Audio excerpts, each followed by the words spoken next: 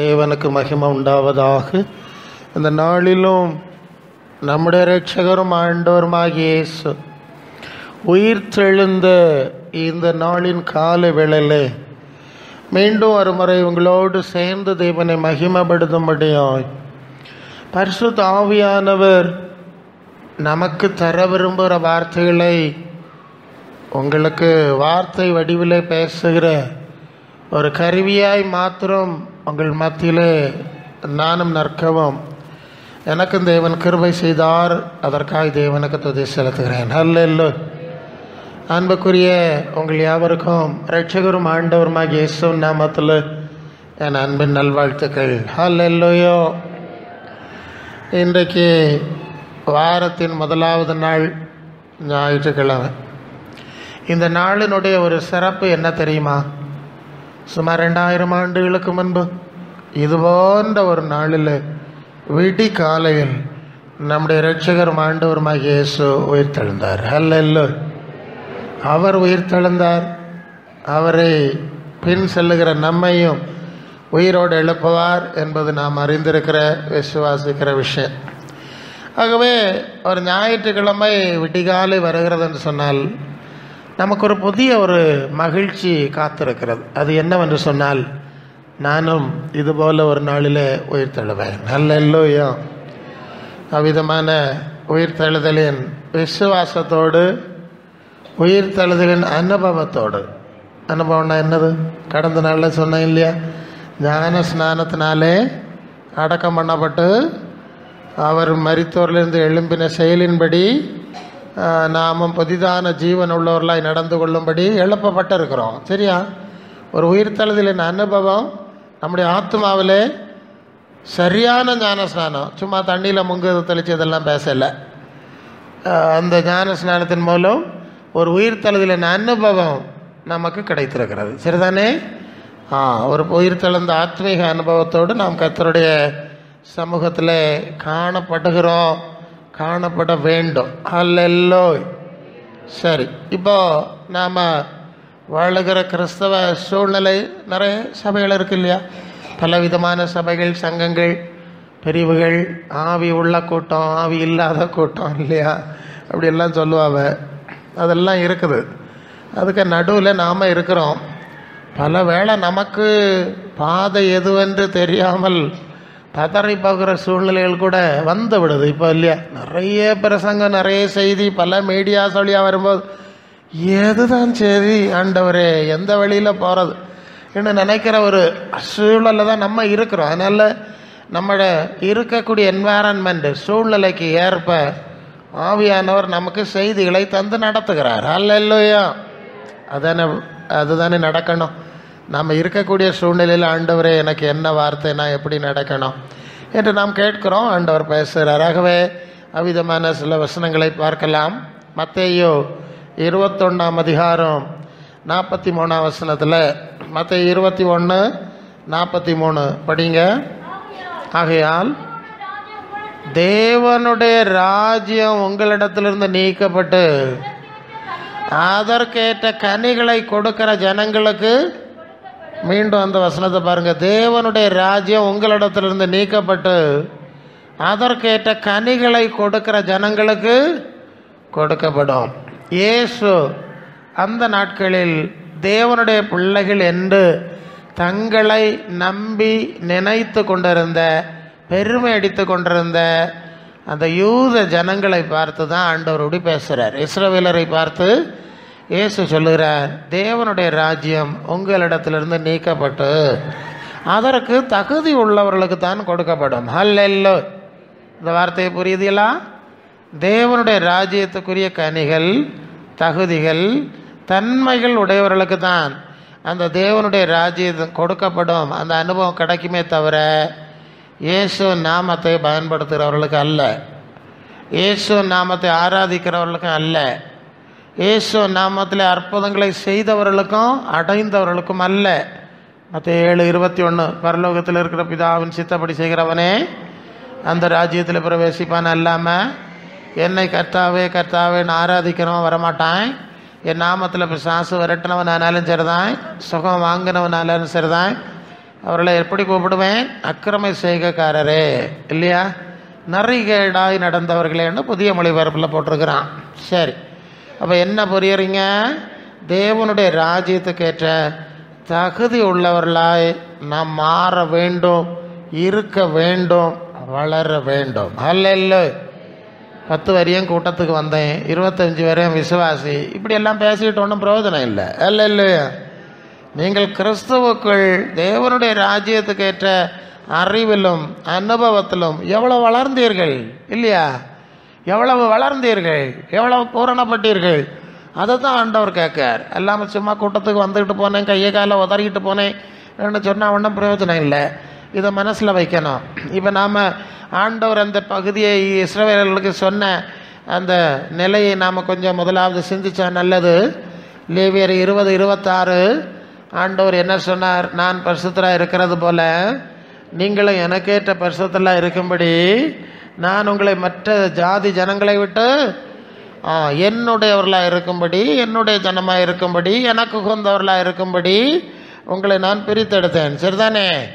அப்போ தேவன் தம்முடைய பிள்ளைகளை எப்படி தன்னுடைய ஜனமாக பிரித்து எடுக்கிறார். உலகத்திலிருந்து, உலக சூழ்நிலையிலிருந்து, உலக நம்பிக்கையிலிருந்து, உலக வழக்கங்களிலிருந்து, உலக வழிபாடுகளிலிருந்து, இல்லையா? இன்னும் எத்தனையோ விஷயம் அதிலிருந்து பிரித்தெடுக்கிறார். ஏன்னா உலகம் முழுவதும் பொல்லாங்கவர்கள் கிடக்கிறது. 1 யோவான் 15:19. சரியா? உலகம் முழுவதும் பொல்லாங்கவர்கள் கிடக்கிறது. மனுஷருடைய இருதயம் எல்லாம் எபேசியர் 2:2 ஆகாயத்து அதிகார பிரபுவின் ஆவிக்கேற்றபடி உலக வழக்கத்துக்கு ஏற்ப நடந்து கொண்டிருக்கிறது. அதன் நடுவில் இருந்து தேவன் தம்முடைய தகுதிக்கு உகந்தவர்களாய் மாறும்படி, தம்முடைய சாயலுக்கு மாற்றும்படி, தம்முடைய ராஜ்யத்துக்கு தகுதிப்படுத்தும்படி நம்மை தெரிந்து அழைத்து கொண்டு வந்திருக்கிறார். அல்லேலூயா. உலகத்தின் உயர்ந்த ஸ்தானங்களில் ஏறி உட்கார பண்ணுவதற்கு அழைத்து கொண்டு வரவில்லை, உன்னதங்களில் அவரோடு கூட உட்காரும்படி. எபேசியர் 2:7 உன்னதங்களில் அவரோடு கூட உட்காரும்படி செய்தார். வெளிப்படுத்தல் 3:21 நான் ஜெயங்கொண்ட பிதான் சிங்காசனத்தில் இருக்கிறது போல அங்கே இருக்கும்படி அவர் அழைத்திருக்கிறார் என்பதை புரிந்து கொள்ள வேண்டும். நீங்கள் யாத்திராம 19:5 என்ன படிக்கிறீங்கிற? 19:5 ப்ளீஸ் வாசிங்க. 19:5 கொஞ்சம் வேகமாக வசனம் வாசிக்கணும், எல்லாம் மனசில் நிற்க.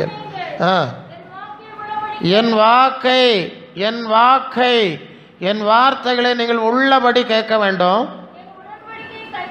என்னுடைய உடன்படிக்கை உபதேசங்களை கடைபிடித்து நடந்தால். பார்த்தீங்களா? ஒரு கண்டிஷன். என் வாக்கை கேட்பீங்களா? என் வார்த்தைகளுக்கு கீழ்ப்படிவீங்களா?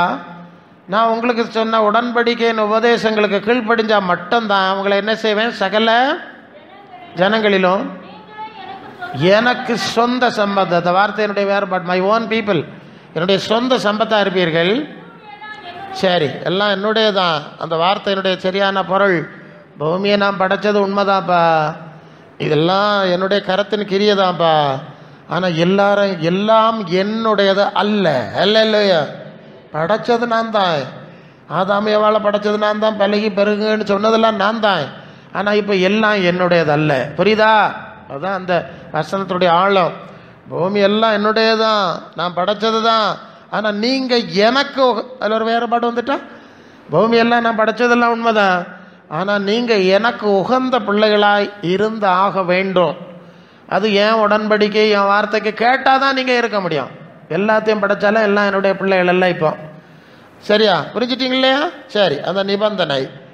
ஆனால் இது இஸ்ரவேலர்களுக்கு சொன்ன நிலை, தேவன் அவர்களுக்கு கொடுத்த உடன்படிக்கை, அவர்களிடத்தில் எதிர்பார்ப்பு. இப்போ என்ன நடந்தது? லேவியர் 20:26 படிங்க. லேவியர் 20:26 சீக்கிரம்.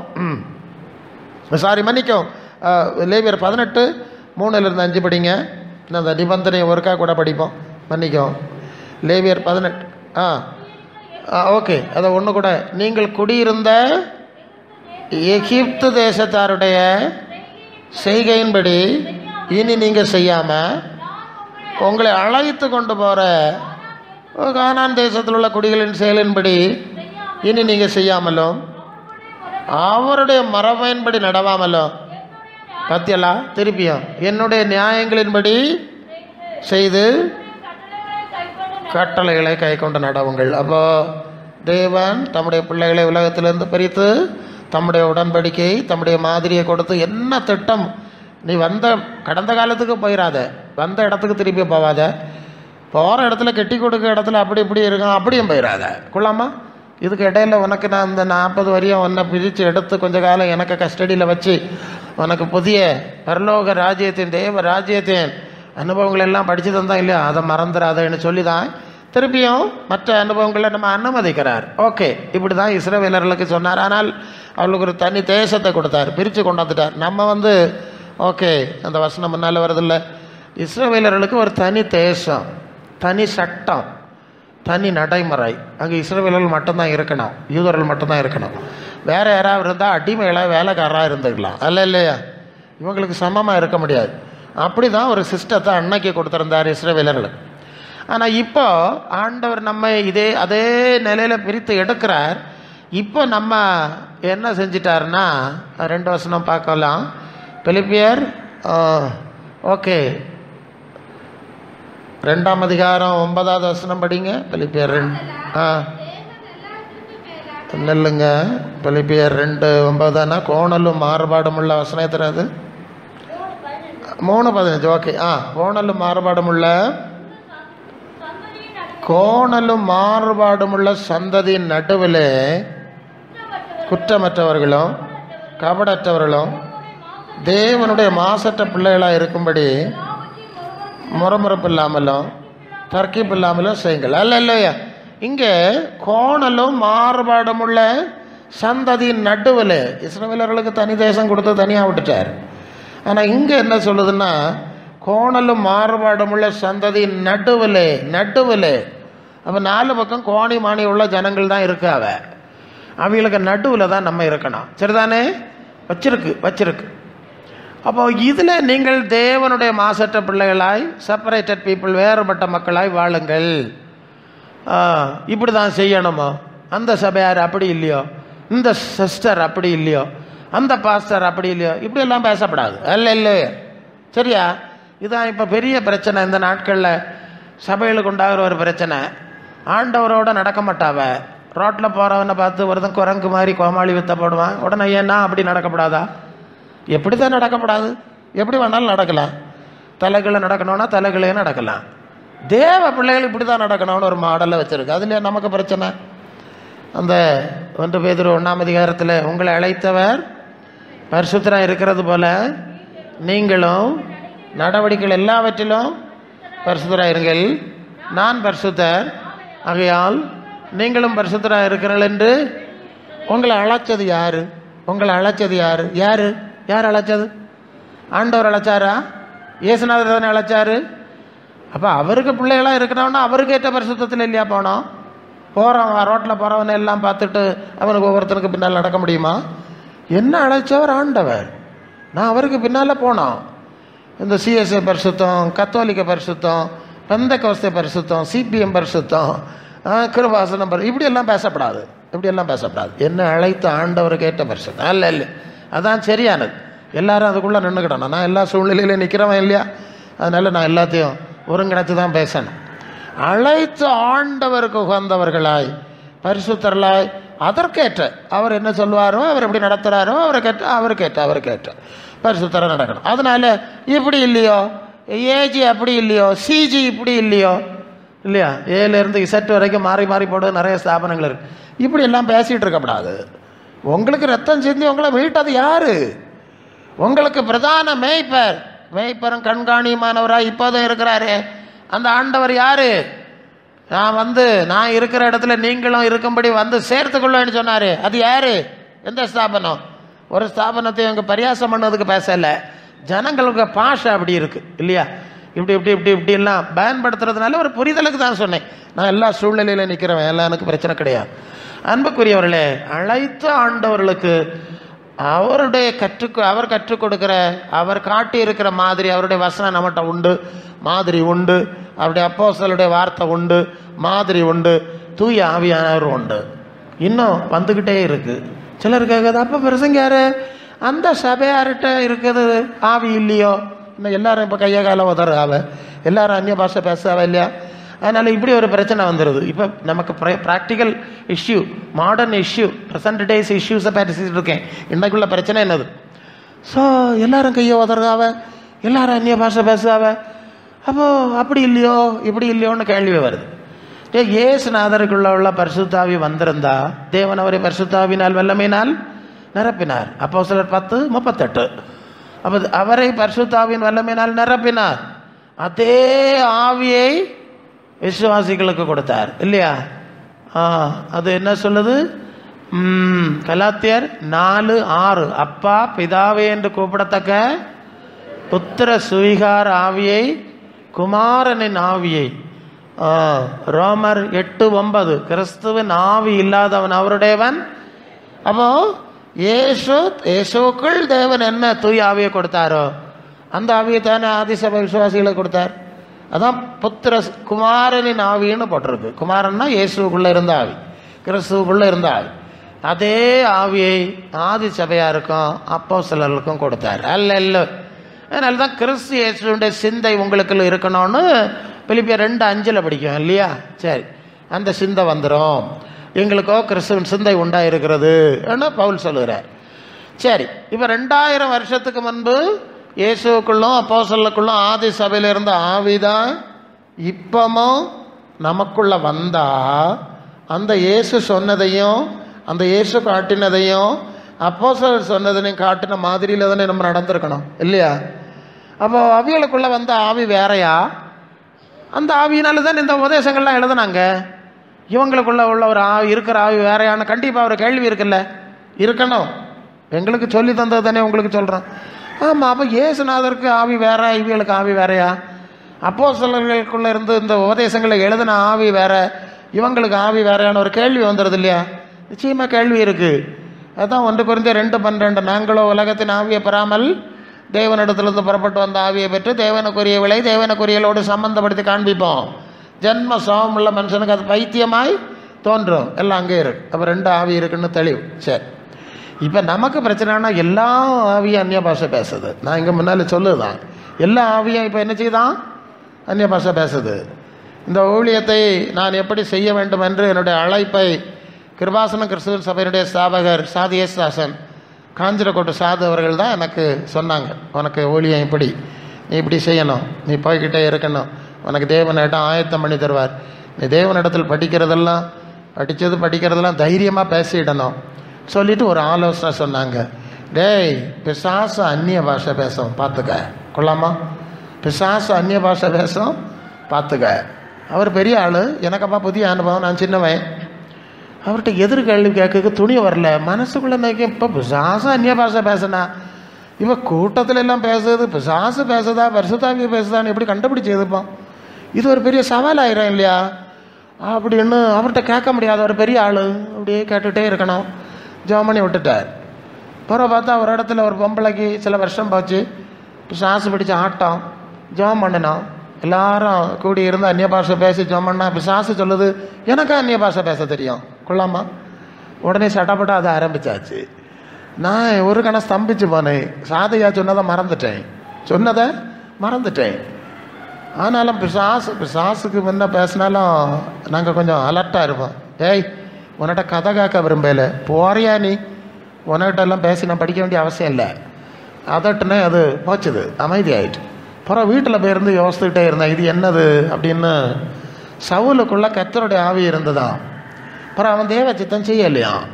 அதனாலே கர்த்தரால் விடப்பட்ட ஒரு பொல்லாத ஆவி அவனை கலங்க பண்ணி கொண்டிருந்தது இல்லையா? அவன் வீட்டுக்குள்ளே தீர்க்க தரிசனம் சொல்லி கொண்டிருந்தானோ. அந்த வார்த்தை இருக்குது பற்றியெல்லாம் அங்கே இருக்குது. இந்த பொல்லாத ஆவி வந்த பிறகு தமிழில் அப்படி போட்டிருக்கு, மலையாளத்தில் உறக்க கத்தி கொண்டிருந்தான், ரொம்ப சத்தம் போட்டுட்டு இருந்தான்.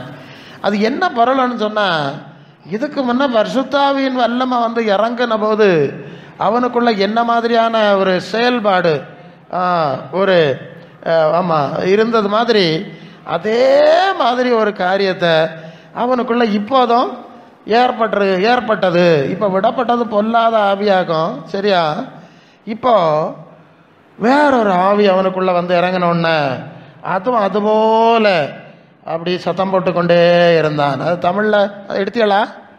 1 சாமுவேல் வசனம் சொல்லம்மா. 1 சாமுவேல் 14:14 வாசி. கர்த்தரோட கர்த்தரால் விடப்பட்ட ஒரு பொல்லாத ஆவி அவனை கலங்கப்படி கொண்டிருந்தது. இல்லை, அது கீழே வந்து அந்த வசனம் இருக்குல்ல, வீட்டுக்குள்ளே தீர்க்க, அது இதில் இருக்கு. அவன் வீட்டுக்குள்ளே கையில் ஈட்டி இருந்தது. தாவீது 19:1 படிங்க. ஆவி படிங்க வந்தது. அதான் ஈட்டியை கையில் பிடித்து கொண்டிருந்தான்.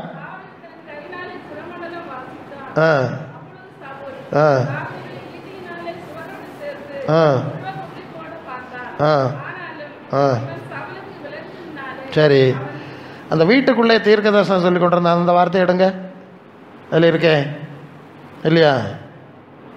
அதான் நமக்கு தேவை. அவன் வீட்டுக்குள்ளே இறங்கின உடனே தீர்க்க தரிசனம் சொல்லி கொண்டிருந்தான். எடுத்துட்டா சொல்லிடுங்க. அல்ல இல்லையோ பதி வாசிங்க. தேவனால் விடப்பட்ட பொல்லாத ஆவி இறங்கிட்டு வீட்டுக்குள்ளே தீர்க்க தரிசனம் சொல்லி. வசனம் கரெக்டா சொல்லு. கரெக்ட் வசனம் சொல்லம்மா. 17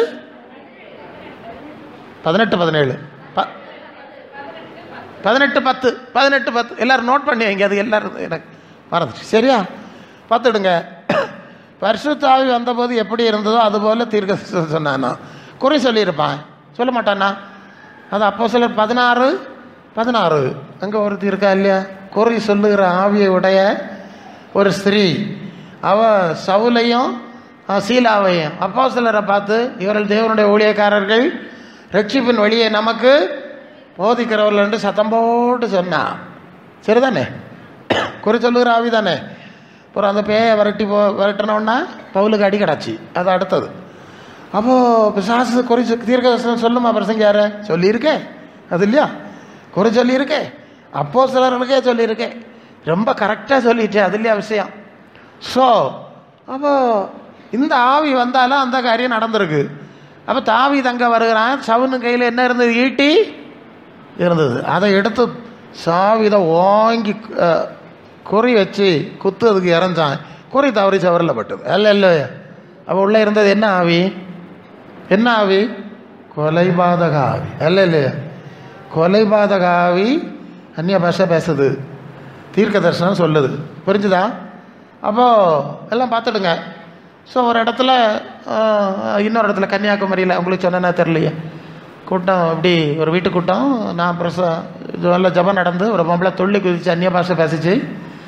அதுக்கு அடுத்தது ஒரு கத்தோலிக்க ஏரியா பக்கத்தில், கத்தோலிக் சர்ச்சு பக்கத்தில், கதவெல்லாம் பூட்டிக்கிட்டு தான் அந்த சூழ்நிலை. நான் பார்த்துட்டே இருந்தேன். அந்நிய பாஷையில் ரொம்ப ஓவராக கொதிக்குது. அப்போ பெருசாகிப்பட்டிருப்பாவளோ அப்படியே நினச்சிட்டு, உடனே அடுத்தது ஒரு வசனம் தந்தார் எனக்கு. அது 6:33, மத்திய 6:33. முதலாவது தேவனுடைய ராஜ்யத்தை அவருடைய நீதியையும். அப்போ தேவனுடைய ராஜ்யம்னா பரலோக தேவன் ஆட்சி செய்யக்கூடிய ஒரு விஷயம். அப்போ இதுக்கு வெளியே இன்னொரு ராஜ்யம் இருக்குது. அது என்ன ராஜ்யம்? ஆகாயத்து அதிகார பிரபுவேன் ஆவிக்கேற்ற ராஜ்யம். எபேசியர் 2 கொரிந்தியர் 4:4. இப்பிரபஞ்சத்தின் தேவனானவனுடைய பிசாசு கிறிஸ்துவின் சுவிசேஷத்துக்கு எதிரான ஒரு ராஜ்யம். சரியா? இப்படி நான் கொஞ்சம் ஒரு 2 நிமிஷம் பேசியிருப்பேன். அந்த அந்நிய பாஷை பேசி துள்ளி குதிச்ச பொம்பளை இந்த கையை 2 எப்படி முறுக்கி, டாய் நான் யாருன்னு தெரியுமாடா? கொள்ளாமா? கொஞ்சம் முன்ன அந்நிய பாஷை. நான் சொன்னேன், நீ யாருன்னு தெரியும்? நான் விரும்பல, ஓடி போயிருந்தேன். அது விழுந்து சர்ப்பம் மாதிரி நெளிஞ்சு வாமிட் பண்ணி ஓடி போச்சு. இல்லையா? புரிஞ்சுட்டா? இப்போ அதனால் நீங்கள் எல்லா ஆவியை நம்பாமல், இது கொஞ்சம் முக்கியமான பிரச்சனை இல்லை இப்போ. சரி, ஓகே. அது 1 யோவான் 4ஆம் அதிகாரம். நீங்கள் எல்லா ஆவியை நம்பாமல் அந்த ஆவியில் தேவனால் உண்டானவில்லை என்று சோதிச்சு பார்க்கணுமா? 2 அந்நிய பாஷை பேசி கையை காலை உதறிட்டோன்னா மிரண்டப்படாது. என்ன செஞ்சிடப்படாது? மிரண்டப்படாது. அப்படி பார்க்கணும், இது தேவனால் உண்டானது தானா அப்படின்னு பார்க்கணுமா? அதுக்கு ஒரு ஐடியா கொடுத்துருக்கு. 2ஆம் வசனம், தேவ ஆவியை எதனாலே அறியலான்னு சொன்னால், மாம்சத்தில் வந்த இயேசு கிறிஸ்து அறிக்கை பண்ணுகிற எந்த ஆவியும் தேவனால் உண்டாயிருக்கிறது. நல்ல கவரிங்க, இது ரொம்ப முக்கியமான சிக்கலான ஒரு வசனம். அந்த வசனம் கொஞ்சம் தப்பாய் மொழிபெயர்க்கப்பட்டுள்ளது. நான் அதை சொல்லி தந்துடுறேன், விளக்கிறேன்.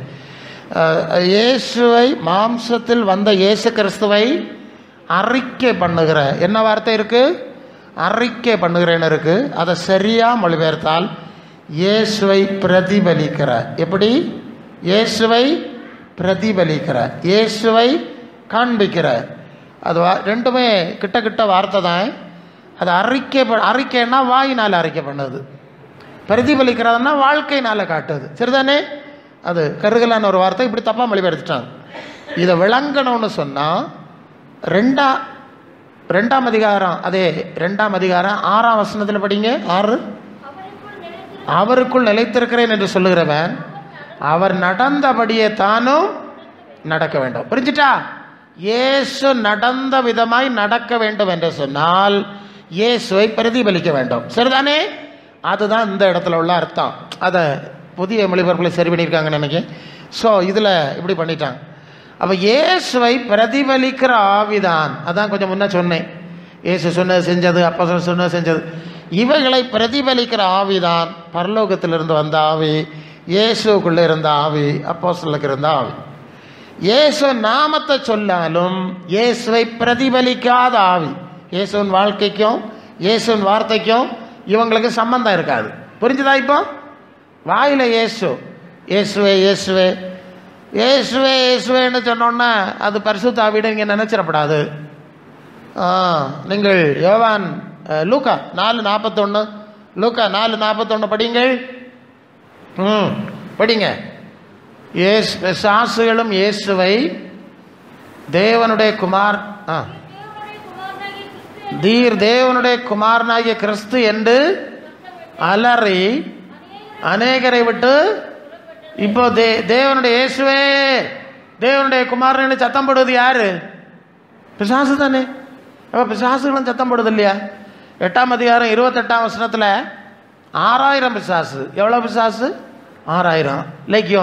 லெகியோன்னா 6000. ஓகே, 6000 பிசாசு இருந்து என்ன அலறிச்சு பசங்க? இயேசுவை கண்டபோது கூக்குரலிட்டு தரையில் வேற வந்து விழுந்தாச்சு, தலை விழுந்தாச்சு. இயேசுவே உன்னதமான தேவனுடைய குமாரனே, எனக்கும் உமக்கு என்ன வேதனைப்படுத்த வந்து. ஓகே. அப்போ பிசாசுகளும் இயேசுவே தேவனுடைய குமாரனு அலறது இல்லையா, சத்தம் போடுறது இல்லையா? அதனால இயேசுவே தேவனுடைய குமாரனே, இயேசுவே தேவனேன்னு சத்தம் போடுவதனால அது பரிசுத்தாவின் அர்த்தம் கிடையாது. நல்லா புரியணும். சரியா? சரிப்பா, நீ வாயின கடந்து இயேசுவே டாடி மம்மிலாம் சத்தம் போடுற, உனக்கு வாழ்க்கைக்கும் இயேசுக்கும் வரதுக்கும் சம்பந்தமே இல்லையே. அவர் வாழ்ந்த பிரகாரம் வாழவே இல்லையே. நீ தலைகளாய் வாழுகிறாய். இல்லையா?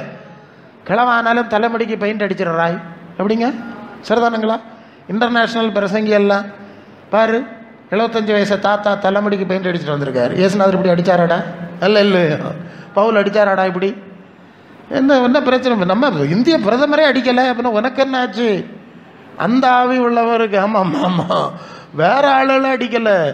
இது என்ன உனக்கு ஆச்சுன்னா அடையாளம் இருந்து பார்க்கணுமா பார்க்காண்டாமா? இல்லை, அவர் பெரிய ஆள், அவருக்கு இப்போ கோடிக்கணக்கான ரசிகர்கள் இருக்கிறாள். சாத்தானுக்கு தான் கோடிக்கணக்கான ரசிகர்கள் இருக்காங்க. இல்லை, இயேசுநாதருக்கு பின்னால் இடுக்கமான வாசல் சொல்கிறாரு, சிலர்னு சொல்கிறாரு, சிறுமந்தைன்னு சொல்கிறாரு. இல்லையா? ரட்சிக்கப்படுவர் சில பேர் தானா? அநேகர் வேற விதமாக நடக்கிறாருல. அந்த வசனம் பண்ணால் எனக்கு நிறைய வந்துடும். ஆண்டவர் கூட இருந்தால் ஆண்டவர் கேட்ட கனி இல்லையாப்பா? நீ மாம்சத்தில் போகிற, மாம்ச சிந்தை மரணம்னு சொல்லியிருக்குல்ல, இது மண்ணில் கொண்டு வைக்கணும்னு சொல்லியிருக்குல்ல. இன்னும் நீ ஆவிக்குரிய மனுஷனா மாறலையா? மாம்சத்திலே போகிற பெயிண்ட் அடிச்சுட்டு. முதிர் வயதானவர்களுக்கு அவருடைய மகிமை என்னதான்? நரை இல்லையா? முதிர் வயதுள்ளவர்களுக்கு அவருடைய மகிமை நரை எழுதியிருக்கா, பழைய பாட்டில் இருக்கு, வசனம் இருக்கு. அது உனக்கு பிறந்தாதம்மா, குழந்தையா இருக்கிறியாப்பா, சின்ன பையன் மாதிரி. வேற என்னதை சொல்லு? அதுதான் குழந்தைகளை தேடி நீங்கள் தாத்தாக்களும் பாட்டிகளும் வண்டி ஏறி போகிறீங்களோ கொள்ளலாம். இல்லை, இப்போ அப்படி தான் இருக்குது. சின்ன குழந்தைகளை விட்டு இல்லையா பிரசங்கம் மேசையில் ஏற்றி விட்டுருக்குது. இங்கே உயரம் பத்தாது இல்லையா, மைக்கில் வச்சனோன்னா இதில் நிறுத்தி விடணும், தூக்கி விட்டுட்டு. அது இப்போ குழந்தைகள்கிட்ட கேட்டு தான் நம்ம பாடம் படிப்பிச்சணும். ஏன்னா கையில் இருக்க ஆண்டவருடைய வார்த்தையில் நடக்குது இல்லை பாருங்க. பரிசுத்த ஆவியை பருவது கிடையாது, நடக்குதில்லை. அப்போ குழந்தைகள்கிட்ட போக வேண்டியதான், என்ன செய்யுது? சரி, இப்படி சபையெல்லாம் இப்படி போயிட்டுருக்கு. அப்போ இதெல்லாம் பார்த்து தான் நம்ம ஆண்டவரோட நடக்கணும். ஏசுன்னு சொல்லு இடத்துக்கெல்லாம் ஓடாத, பைபிள் இருக்குன்னு ஓடாத, சிலுவை நாட்டி இருக்குன்னு ஓடாத. இல்லையா, கையில் இருக்க ஆண்டவரை பாரு, அவருக்கு அந்த தமிழில் தானே எழுதியிருக்கு. எத்தனை புத்தகம் படித்தது என் பிள்ளைகளுக்கெல்லாம். இப்போ முதல்ல சுமக்க முடியாத புத்தகம், எல்கேஜி யூகேஜிக்கே தாயார் சுமந்துட்டு போகிறா, சுமக்க முடியலைன்னு. கூட ஒரு சுமக்கு ஒரு ஆள் பண்டு சுமக்கு ஒரு கழுதை அனுப்பிட்டுவேன், முதல்ல ஏற்றிட்டு நடந்து போவேன். இது மாதிரி இப்போ தாப்பனம் தள்ளையும் பாட்டியும் அவ்வளோ புத்தகம், இவ்வளோ நாங்களும் படித்தோம், இது என்ன இவ்வளோ படித்தோம், அவ்வளோ படித்தோன்னா பிரசங்கியாரேவா மண்ணில் கொண்டு வச்சு எதுக்கு இம்பட படித்தனா? அப்போ பரலவத்துக்கு போனோன்னாலோ கொள்ளாமா, மண்ணில் கொண்டு வச்சு இவ்வளோ படித்தனா? நான் சில வீடுகளில் போய் பல ஊழியங்களில் போனால் ஒரு ஷோகேஸ் இருக்குது பெருசாக, அங்கே பார்த்தா ஏகப்பட்ட மெடலு, பெரிய காப்பு, ஆள் உயரத்தில் உள்ள காப்பு ஒரு வீட்டில் அங்கே ஷோகேஸில் வைக்க முடியாது, தரையில் வச்சுருக்கு வரிசையா. அம்மா நான் பார்த்துக்கிட்டே இருந்தேன், கொள்ளாமே மண்ணில் வச்சு இடவாடுக்கு இவ்வளோ வித்த காட்டியிருக்கானே இப்போ சாசு. கொள்ளாமா, மண்ணில் கொண்டு வச்சு விவகாரத்துக்கு இந்த ஆளெல்லாம் ஏமாத்துக்கு வச்சுருக்க வித்த இலை பார்த்துடுங்க. ஓ கொள்ளலாம், அதை இவ்விய மெனக்கட்டு அதுக்கு ஏரியா செஞ்சு லைட்டெல்லாம் போட்டு என்ன பத்திரமா போட்டி விட்டுருக்கு, வச்சுக்கிடுங்க. இல்லையா, கள்ள பிசாசு, உலகம் அனைத்து மோசம் பார்க்குற பிசாசு என்று சாத்தானேன்னு சொல்லப்பட்ட பழைய பாம்பு வெளிப்படுத்தல் 12:9. அதுக்குள்ளேயாக ஆளுவ கிடக்குது. மெட்டல் வாங்கணும், மெட்டல் வாங்கினியா வாழை மட்டல் வாங்கினியா தெரியாது. ஆண்டவர் சொல்லார், மரண பரியந்தம் உண்மையாயிரு, ஜீவகிரீடத்தை உனக்கு.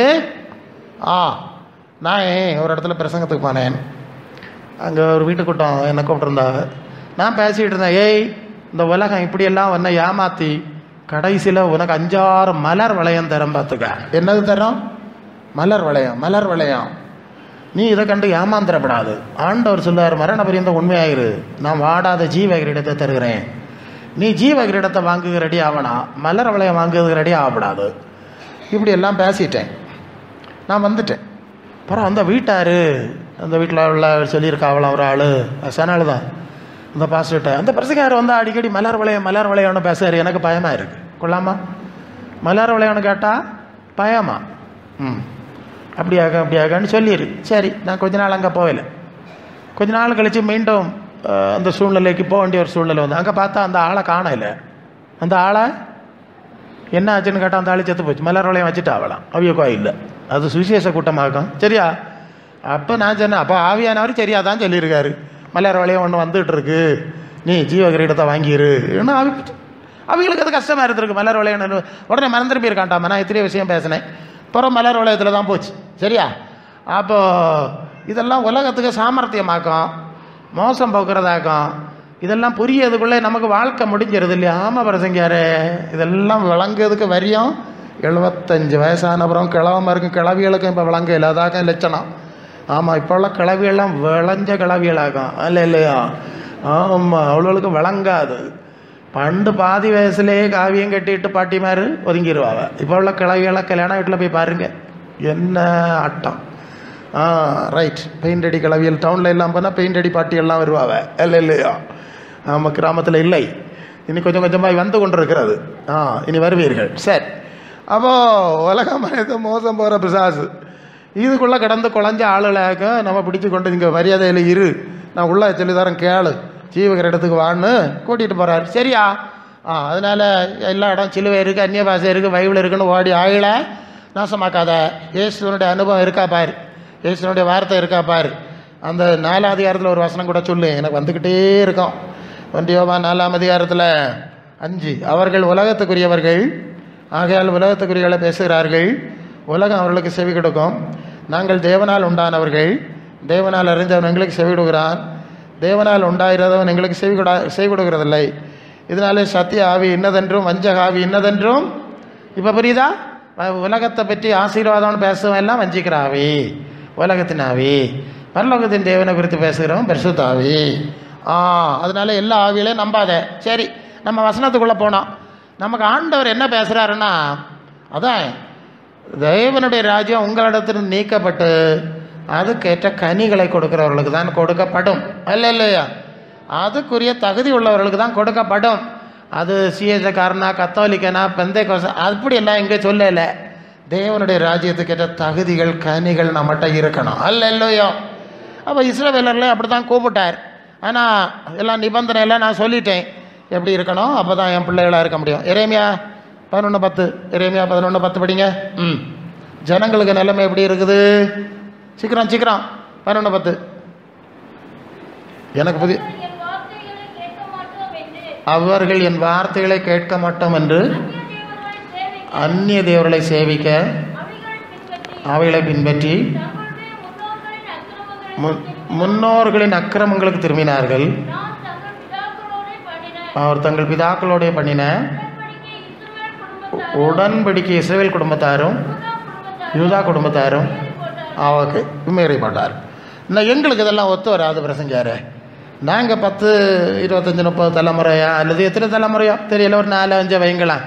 எங்களுக்கு பெரிய ஒரு ஸ்ட்ராங்கான பாரம்பரியம் இருக்குது. நாங்கள் அந்த பாரம்பரியத்தை விட்டு வரமாட்டோம். எப்படி பின்ன இங்கே என்னத்துக்கு வந்திய? ஏன் போனோன்னு வந்தோம், சோக்கேடு தீரையிலன்னு வந்தோம், ஆஸ்பத்திரியாக ஏறி இறங்கினோம், நடக்கலைன்னு வந்தோம். அப்போ பின்ன உங்கள் பாரம்பரியத்தில் 2, 3 பாதிரி மாதிரிலாம் இருக்கு, அவிலையே அங்கே போகல, அது அவிய ஜபிச்சா பியா போகாது அப்படின்னா 50,000 ரூபா சம்பளம் கொடுக்குறியா மாதம்? எனக்கு சித்தப்பா அவர் டீக்கனாரு கோயிலில். நான் யாரையும் குறை சொல்லலை, அந்த அனுபவத்தை படித்தேனா.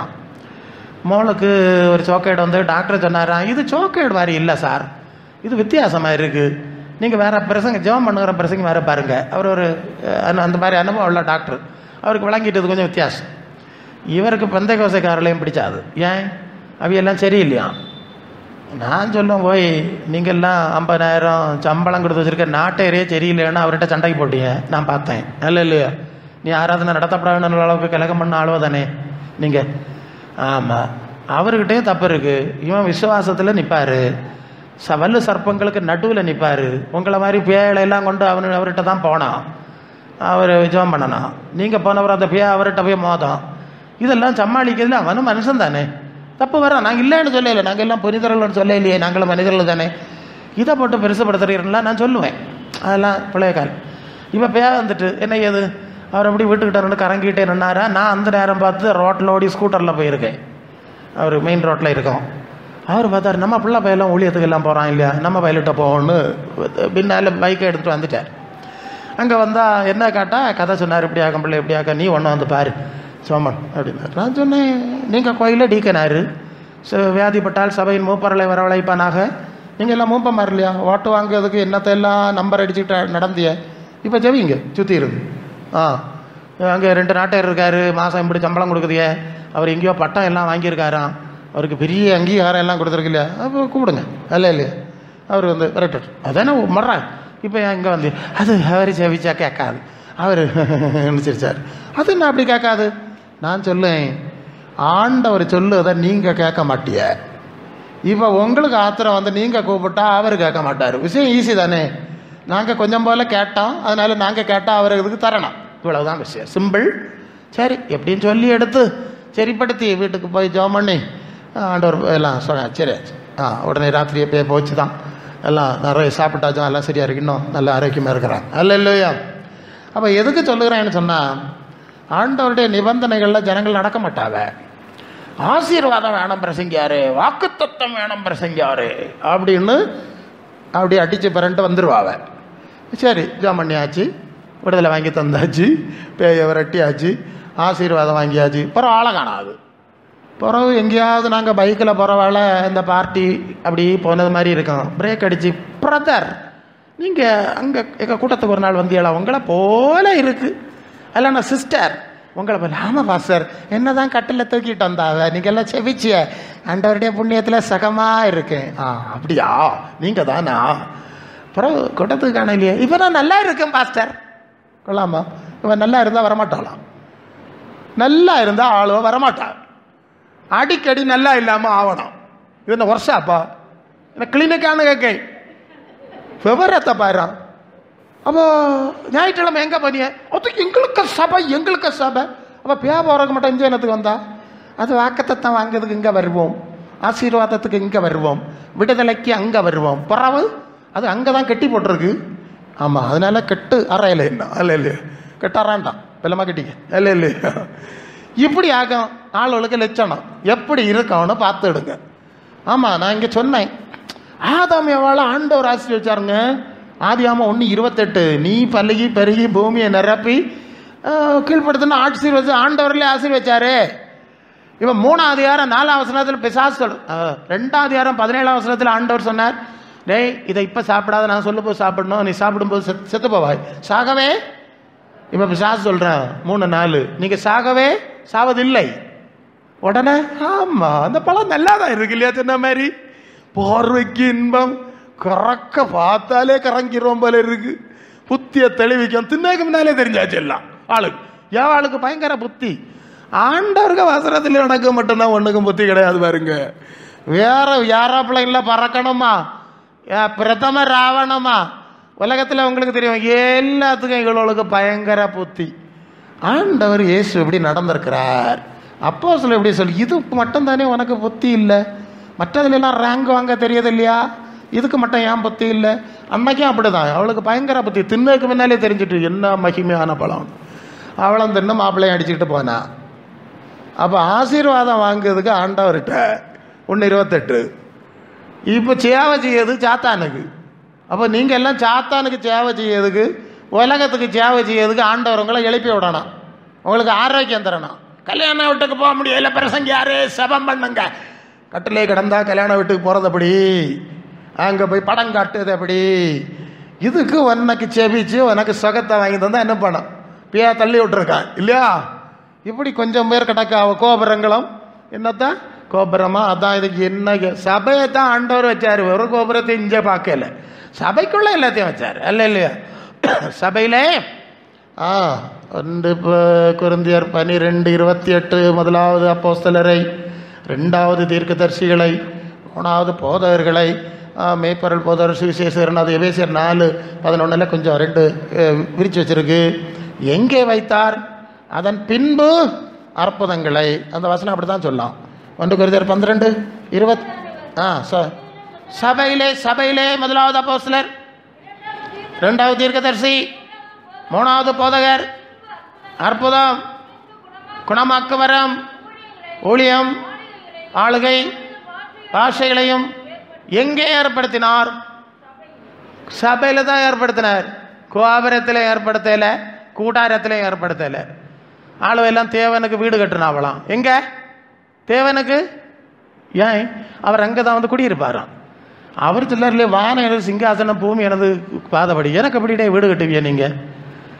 1 கொரிந்தியர் 3:16, நீங்கள் தேவனுடைய ஆலயமாக இருக்கிறீர்கள், தேவன் ஆவி உங்களில், பிறகு எனதுக்கு வேற வீடு கட்டுறா நீ இல்லையா, கட்ட முடியாதுல்ல, வேற எனதுக்கு கூடாரம் கட்டுறா நீ. அங்கே நம்ம தான் தேவனுடைய வீடு, அதுக்கப்புறம் தேவனுடைய சபை, பரிசுத்த ஆவியானவர் ஆளுகை செய்கிற உபதேசங்கள்லாம் இருக்கக்கூடிய ஒரு சபை.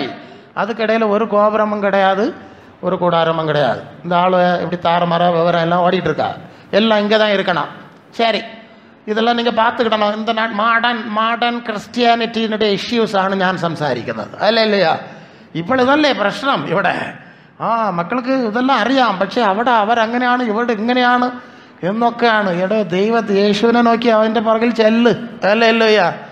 தெய்வம் அனுக்கிரகிக்கட்டு. இப்போ இஸ்ரவேலர்களுக்கு நிபந்தனை எல்லாம் கொடுத்து என்னுடைய பிள்ளைகளாக இருக்கணும்னு சொன்னால், அவிய எங்கள் பாரம்பரியத்துக்கு போவோம். எப்போ எகிப்தில் பழைய காலத்தில் கண்ணுக்குட்டி வணக்கம் எல்லாம் அங்கே செஞ்சுட்டு பார்த்துட்டு இருந்தாவலாம் இல்லையா, அங்கே போவோம், அதை விட்டு வரமாட்டோம் அப்படிலாம். ஒவ்வொன்றுக்கும் நிறைய வசனம் வருது, எல்லாம் சொன்ன நேரம் போயிடும் அப்படின்னு சொல்லி சிலை வணக்கத்துக்கு போனார்கள், விக்கிரகாரனை செய்தார்கள், பேய் வழிபாடு செய்தார்கள், கர்த்தரை எரிச்சல் விட்டினார். இந்த லட்சணத்தில் நடந்து பல தடவை அடியெல்லாம் வாங்கி வீட்டை விட்டு ஓடி போகிறதும், திருப்பி அழுதுழிச்சு வாரதும், இப்படியே அக்கம் வரலாறு போயிட்டுருக்கு.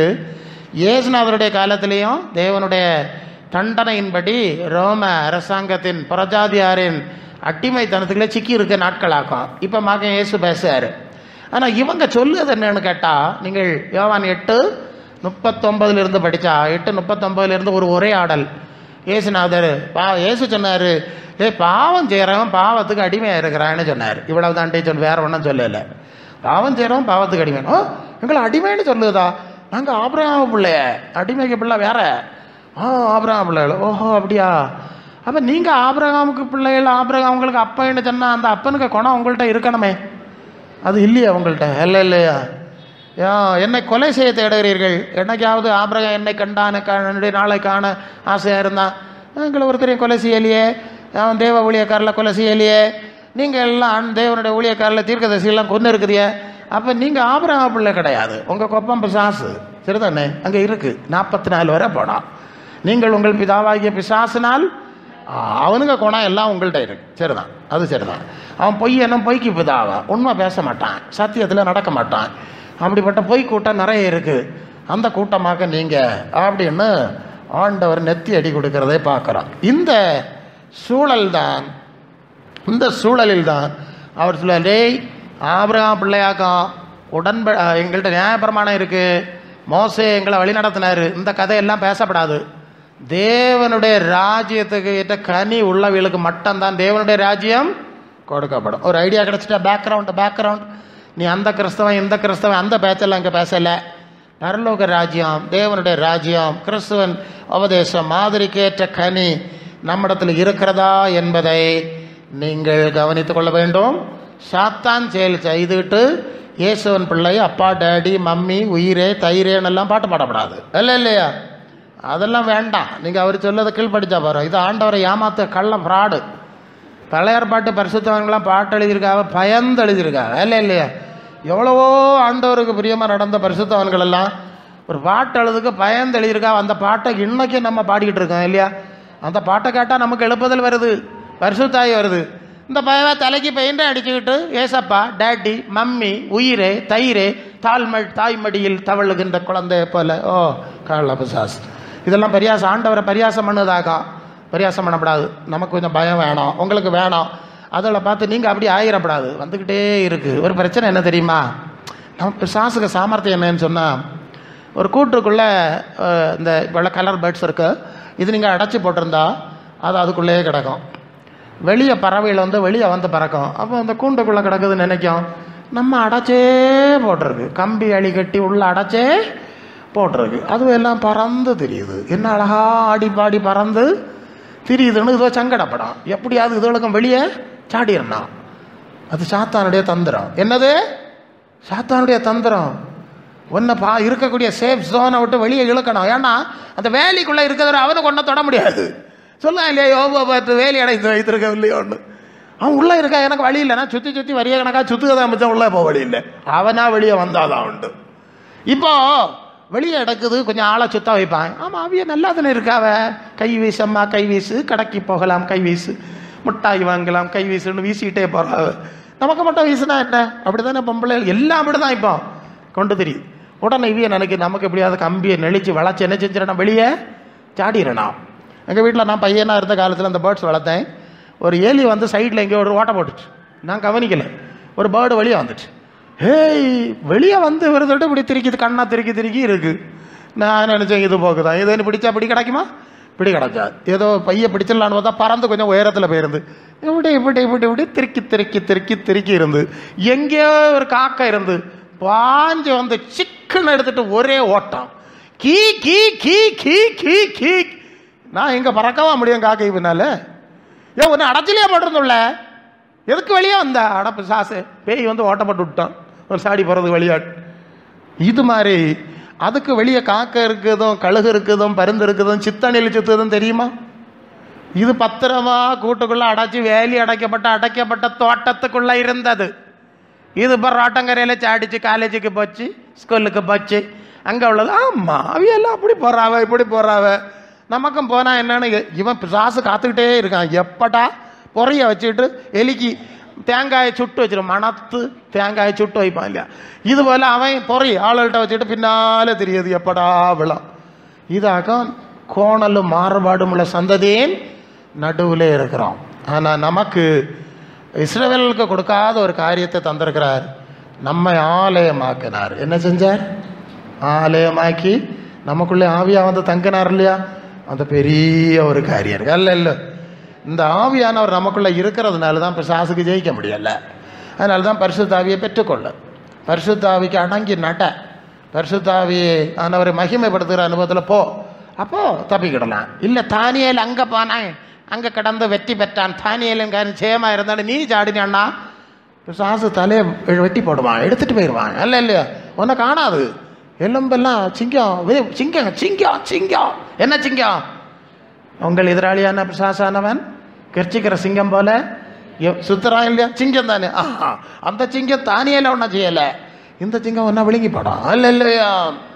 அதனால பக்குவமாக அதுக்கெல்லாம் செட்டப் இருக்குது. அதனால தான் எல்லா கூட்டத்துக்கும் வாருங்க, எல்லா இடத்துல சூழ்நிலையிலும் பங்கெடுங்க, உங்கள் காரியங்களை சொல்லுங்க, செவியுங்க. இனி என்னத்துக்கு சொல்லுது? பிரசங்கி பாருக்கு நேரம் போகாமல் இல்லை, வெளியே சிங்கம் இல்லையாப்பா சுத்துது, உன்னை விழுங்கி போடப்படாதே பிள்ளை, பார்த்து போனால் என்ன சீக்கிரம் வந்துரு சொல்லி விடுது இல்லையா உங்கள் மக்களை? ஏன் இல்லையா வெளியே சிங்கங்கள் சுத்துதுல, நீ கவனமாவா. இதுக்கு சபையை வச்சு நாங்களும் இதை தான் சொல்லணும். அது உங்களுக்கு கஷ்டமாக இருக்குது. அப்போ இயேசுநாதர் வந்தால் எப்படி போக போகிறீங்களா தெரியலை. அது உங்களுக்கே தெரிஞ்சாச்சுலையே, நம்ம போக மாட்டோம், நீங்களே சாட்சி சொல்லியாச்சு. சரி, அது நீங்கள் பார்த்துக்கிட்டா சரி. இப்போது இஸ்ரவேலர்கள் எல்லாரும் இப்படி விலகி போயிட்டாங்க. விலகி போனது மாதிரி நமக்கு திருஷ்டாந்தமாய் வைக்கப்பட்டுள்ளது. எப்படியா இல்லையா? திருஷ்டாந்தம். இப்போ வயநாட்டில் இந்த பேரழிவு வந்துட்டு, நான் சபைக்கு செய்தி அப்படி தான் சொன்னேன். நம்ம விட எல்லாம் அவிய பாவியல்னு நீங்கள் நினைச்சிடப்படாது. அவியலோட பெரிய பாவியலாக கொஞ்சம் இருக்குது இல்லை இல்லையா? அவியலை வெள்ளம் மாறிட்டு போயிட்டு பாவி நான் யோக்கியன்னு நினைக்காத. இதெல்லாம் திருஷ்டாந்தமாக வைக்கப்பட்டிருக்கு. ஒன்றை எச்சரிக்கைக்காக வேண்டி சிலர் அழிவுக்கு ஒப்பு கொடுக்க வேண்டியதாயிட்டு இல்லையா? பழைய நோவா கால அழிவு திருஷ்டாந்தம், சோதோ குமாரா திருஷ்டாந்தம். திருஷ்டாந்தம் எச்சரிப்பு பலகை, எச்சரிப்பு பலகையாக வச்சிருக்கு. இயேசுநாதர் வர போகிறாரு, வார்த்தை நிறைவேறிட்டு இருக்கு, உலகம் ஆசீர்வாதம் இல்லை சாபம், அதை தீக்குளத்த போகிறாரு. இதுக்கு ஒரு திருஷ்டாந்தமாக வச்சிருக்கு, கவனமாக நடந்துங்க அல்ல இல்லையா? எல்லாம் அதுக்கு மேலே மற்றவர்களை குறையா நினைக்கப்படாதுன்னு செய்தி சொன்னேன். சரி, நாம் விழிப்பாக நடந்துக்கணும். அப்போ முதலாவது ஒரு காரியம் நான் இடையில ஆவியானவர் சொன்னார், இயேசுவை தேவன் குமாரன் தேவன் என்றெல்லாம் நம்புறதுனால யாரும் தேவ பிள்ளையா மாறிட முடியாது. ஏன்னா யோவான் 1:12 3:16 அவருடைய நாமத்தின் மேல் விசுவாசம் உள்ளவர்களாக ஏற்றுக்கொண்டவர்கள் அவருடைய பிள்ளைகளாகும்படி அதிகாரம் கொடுத்தாருன்னு இருக்குது. தேவன் தம்முடைய குமாரனாக இயேசு விசுவாசிக்கிறவன் எவனோ அவன் கெட்டு போகாமல் நித்திய ஜீவனை அடையும்படி தந்தரளி உலகத்தில் அன்பு கூர்ந்தாருன்னு சொல்லியிருக்கு. அதனால் நான் நாட்டை இருப்பாரேன் சிஎஸ்ஐ சபையில், அங்கே என்ன சொல்லுவாங்கன்னா இயேசுவை தேவனுடைய குமாரன் விசுவாசிக்கிறோன்னு சொல்லிகிட்டே இருந்தால் நம்ம தேவை பிள்ளை ஆயிரலான்னு சொல்லிட்டு அவங்க ஒரு கொள்கை வச்சுருக்காங்க. கொள்ளாமா? இப்போ இயேசுவை தேவனுடைய குமாரன் என்று விசுவாசி இருந்தால் நீங்கள் என்ன செஞ்சுருக்கணும்? யோவான் 14:23 ஒருவன் என்னில் அன்பாக இருந்தால் என் வசனத்தை கடைபிடிப்பான், அவனிடத்தில் பிதா அன்பாக இருப்பார், நாங்கள் வந்து அவனோடே வாசம் பண்ணோம். அப்போ இயேசுவை தேவகுமாரன் விசுவாசிச்சா அவர் சொன்னதை செய், அவருக்கு வசனத்தில் நட. யோவான் 13:15 நான் உங்களுக்கு செய்த போல செய்ய முடியும் உங்களுக்கு மாதிரியை. அப்போ அவருக்கு மாதிரி இல்லை, போ அவர் வசனம் வாசித்தான். யோவான் 2:6 அவர் நடந்தபடியே தானும். அப்போ சரிதான், நீர் சொன்னதை ஒன்றும் கேட்க மாட்டான், உமக்க மாதிரி எல்லாம். அது 2000 வரியத்துக்கு மேலே உள்ள ஃபேஷன். இப்போ 2024 வரையும் ஃபேஷன் ஒத்து போவாதான், அது வேறு ஃபேஷனா? இப்போ ஃபேஷன் மாறி போச்சான். அப்படிலாம் நடக்க முடியாது. வேணா ஏசப்பா டேடி மம்மின்னு பாட்டு எழுதி தின்னு ஜபம், தின்னாத ஜபம், சங்கிலி ஜபம், சங்கிலி அத்தை ஜபம், எப்படியும் ஜெபிங்க, இட விடாமல் ஜோம் பண்ணுங்கன்னு சொல்லியிருக்கு. அதுக்கு ஒரு பேரெல்லாம் போட்டுக்கிடு, எப்படி நீங்கள் ஜோம் பண்ணால் சந்தோஷம். அவர் சொன்னதை எப்போ செய்ய போறீங்க? அவர் காட்டின மாதிரியில் எப்படி நடக்க போறீங்க? அவருடைய சீசர் எப்போ நீங்கள் ஆக போறீங்க? சீசர் நானியலா? அது செய்ய மாட்டோம். இயேசுவே தேவகுமாரன் போகிற கடைசி வரைக்கும் நான் பாவிதான் ஆனாலும் நீ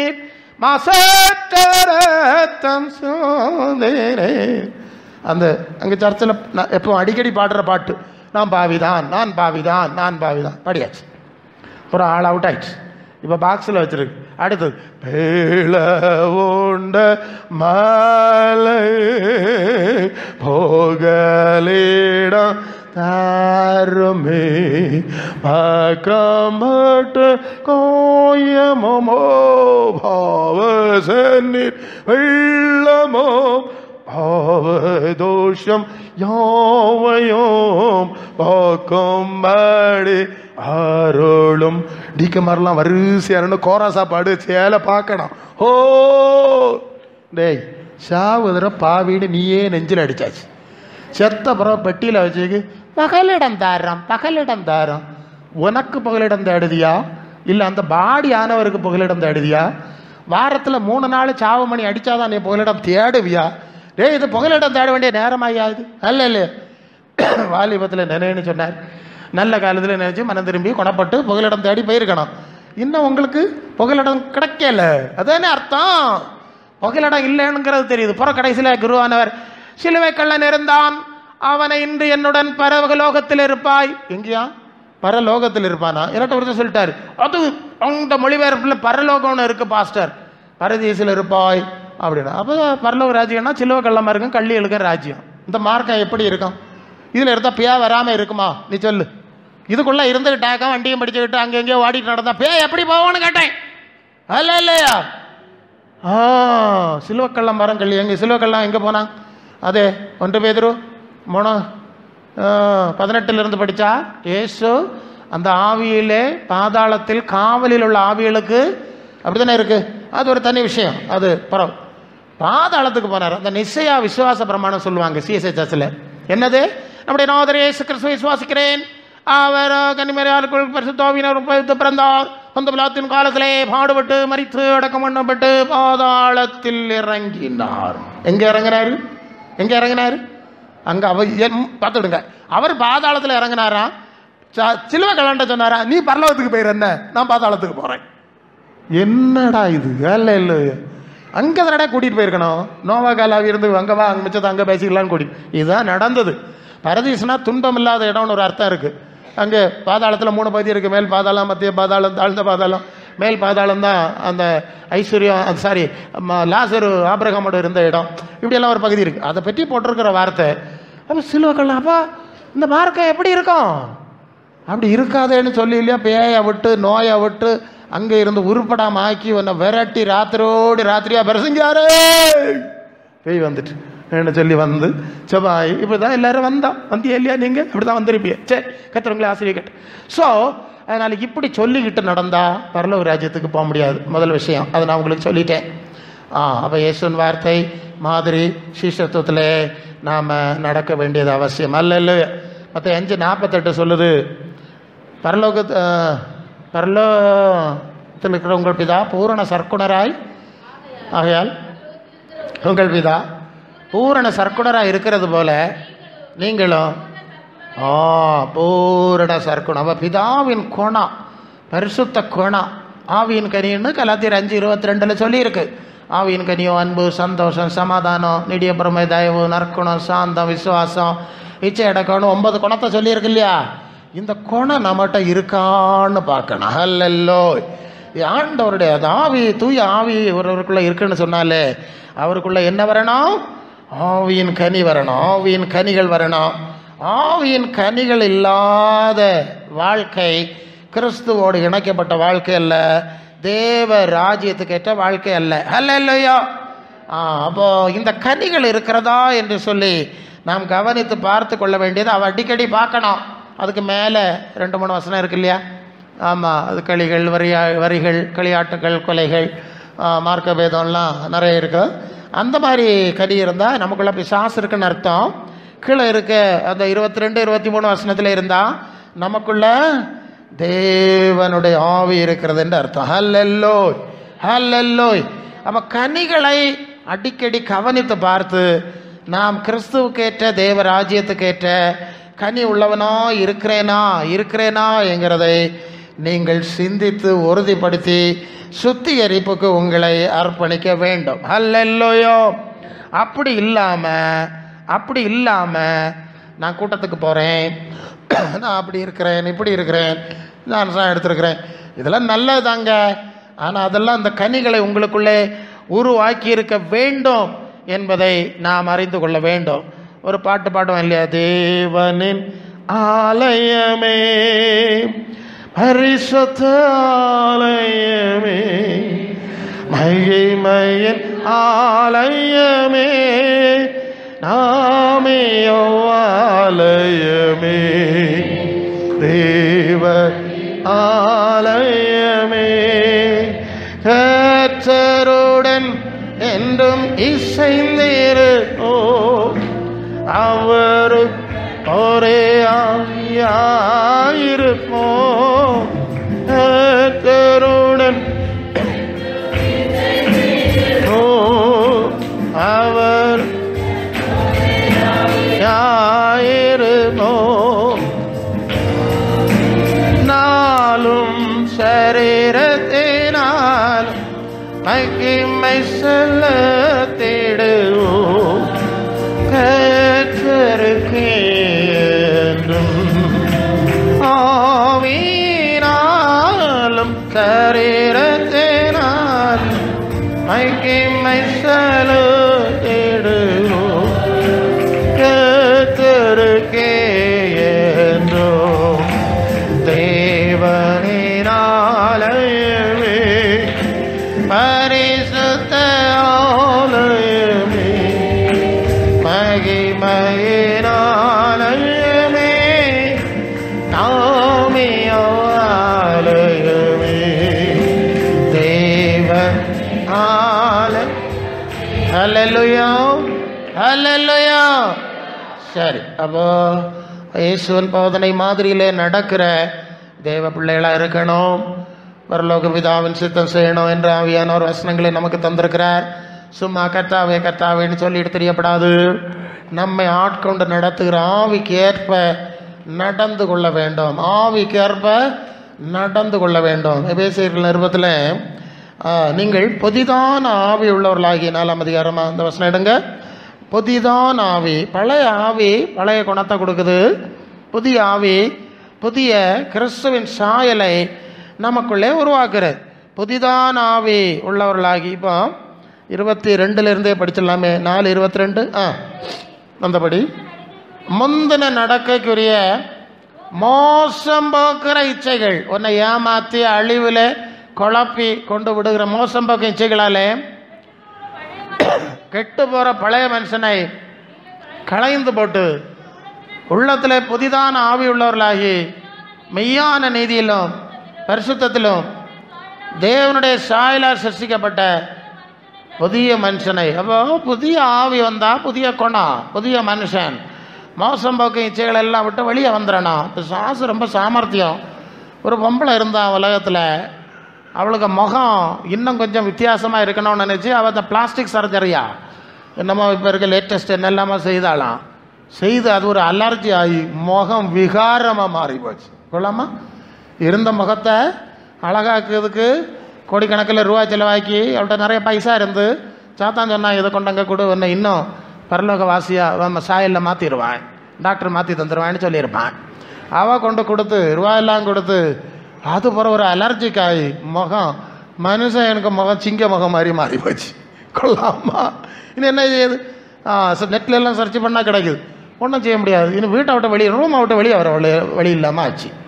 இப்படியாக ஆள் வளர்ப்பு சாசு மோசம் பாக்கி இல்லாமாக்குது. அதனால் நேரத்தை ஆண்டவர் கூப்பிட்டா வந்துடணும். ஆண்டவருக்கு பின்னால் வந்துட்டா பேய்க்க பிடியிலேருந்து நல்ல காலம் பிரசங்கியாரு. நானும் வளர்ப்பாத்தேன் தெய்வமா என்ன ஒரு சோக்கையடை போட்டு பேய அனுப்பி ஓடட்டி சேர்ந்துன்னு விரட்டி எப்படி என் பிறகு கூட்டத்துக்கு போன நல்ல ரச்சப்பட்டேன். அல்ல இல்லையா இல்லையா அப்படியாக மாறது.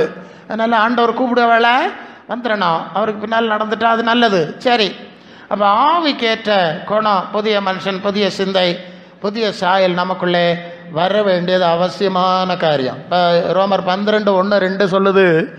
அந்த வசனம் இப்படி இருக்குது: நீங்கள் உங்கள் சரீரங்களை தேவனுக்கு பிரியமான ஜீவ பலியாக ஒப்பு கொடுக்க வேண்டும் என்று தேவனுடைய இரக்கங்களை முன்னிட்டு உங்களை வேண்டிக் கொள்கிறேன். இதுவே நீங்கள் செய்யத்தக்க புத்தியுள்ள ஆராதனை. அந்த வார்த்தையை நல்லா பாரு. அப்போ புத்தியுள்ள ஆராதனைன்னு ஒன்று இருக்குது, புத்தி இல்லாத ஆராதனைன்னு ஒன்று இருக்குது. இருக்கா? இந்த ஆராதனைன்னு ஒரு விஷயம் இருக்குது. இந்த நாட்களில் இந்த ஆராதனைங்கிறது பாடி ஆராதிக்கணும், ஆடி ஆராதிக்கணும், குதித்து ஆராதிக்கணும், விசில் அடித்து ஆராதிக்கணும் இல்லையா? ஒரு ஏகப்பட்ட இசைக்கருவிகளை போட்டு அடித்து நொறுக்கி ஆராதிக்கணும், கலர் லைட்டு போட்டு ஆராதிக்கணும். உலகத்தில் நடக்கதை பேசிகிட்டு இருக்கேன். நீங்கள் கிராமத்தில் இருக்குதியே, நான் உலகம் முழுவதும் நடக்குது எனக்கு பார்க்கணும். அப்போ தானே எனக்கு ஆளுகளும் சொல்லிக் கொடுக்க முடியும். பே இப்படி வரான்னு. ஓகே, அதனால் எல்லாத்தையும் பார்த்தா ஆராதனை வீரர். என்னதான் ஆராதனை வீரர், ஆராதனை வீராங்கனை. இது என்ன புதுசாக இருக்குது? இங்கே அப்படி வர வீரன் வீராங்கனை சொல்லலையே. இது என்ன ஆராதனை வீரர்? இங்கே சொல்லியிருக்கு, நீ உன் வாழ்க்கையை, மாம்சத்தில் இருக்கிற இந்த வாழ்க்கையை தேவ சித்தப்படி செய்ய உன்னை அர்ப்பணித்து வாழுதான் புத்தி உள்ள ஆராதனை. இப்போ புரியுதா? நீ உனக்கு வாழ்க்கையை தாறுமாறாக வாழ்ந்துட்டு, 5-6 நாள் இருக்கிற வாழ்க்கையை தாறுமாறாக வாழ்ந்துட்டு நீ என்ன மாதிரி ஆராதனை நடத்திட்டோன்னா என்ன? இப்போ யார் கேட்டா உன்கிட்ட எப்படி ஆராதிக்கிறதுக்கு? முதல்ல உனக்கு வாழ்க்கை ஜீவ பலி காணிக்கை, சர்வ அங்க தகன பலின்னா எல்லாத்தையும் தோலை உரிச்சு அறுத்து கழிவெல்லாம் பிடுங்கி அதெல்லாம் இருக்குது பழைய பாட்டில் சர்வ அங்க தகன பலி செலுத்து. இது மாதிரி அப்படிப்பட்ட ஒரு பலியாக நீ வாழ வேண்டும். அப்படி வாழாமல் இந்த கூத்தாட்டம் எல்லாம் ஆடிக்கிட்டு ஆராதனைன்னு உலகத்தை ஏமாற்றி அதுக்குன்னு கொஞ்சம் கூட்டம் கிடந்து ஓலை போட்டுட்டு கிடக்கு இல்லையா? நீ அதில் போய் சிக்காதே, வாழ்க்கையை நீ ஒப்புக்கொடு. மத்தேயு 15 அதிகாரத்தில் ஆண்டவர் என்ன சொல்லுவாருன்னா, இந்த ஜனங்கள் தங்கள் வாயினால் என்னிடத்தில் சேர்ந்து வாயினால் என்னிடத்தில் சேர்ந்து உதடுகளால் கனம் பண்ணுகிறார்கள், இருதயம் என்னை விட்டு தூரமாக இருக்குது. பார்த்தியா, வாயில் சத்தம், இசைக்கருவி சத்தம், ஊழ எல்லாம் இருக்குது. தான் மனுஷருடைய கற்பனைகளை எல்லாம் உபதேசம். நான் சொல்லுவது ஒன்றும் கேட்கறது கிடையாது, என்னுடைய வசனம் ஒன்றும் கேட்கறது கிடையாது. இவனை போகிற வழியிலேருந்து வார வழியிலேருந்து தொழிஞ்சு பறக்குதையும் இவனு தோணுது இல்லை எல்லாம் உபதேசமாக வச்சுக்கிட்டு வீண் ஆராதனை, ராத்திரி பகலை அடித்து நுறக்கி சத்தம் போட்டு ஊழ என்று எழுதியிருக்கிறான். பத்தியெல்லாம் இப்படி இல்லை. இந்த ஆராதனைன்னு சொன்னால் அப்படி நினச்சிக்கிடுது.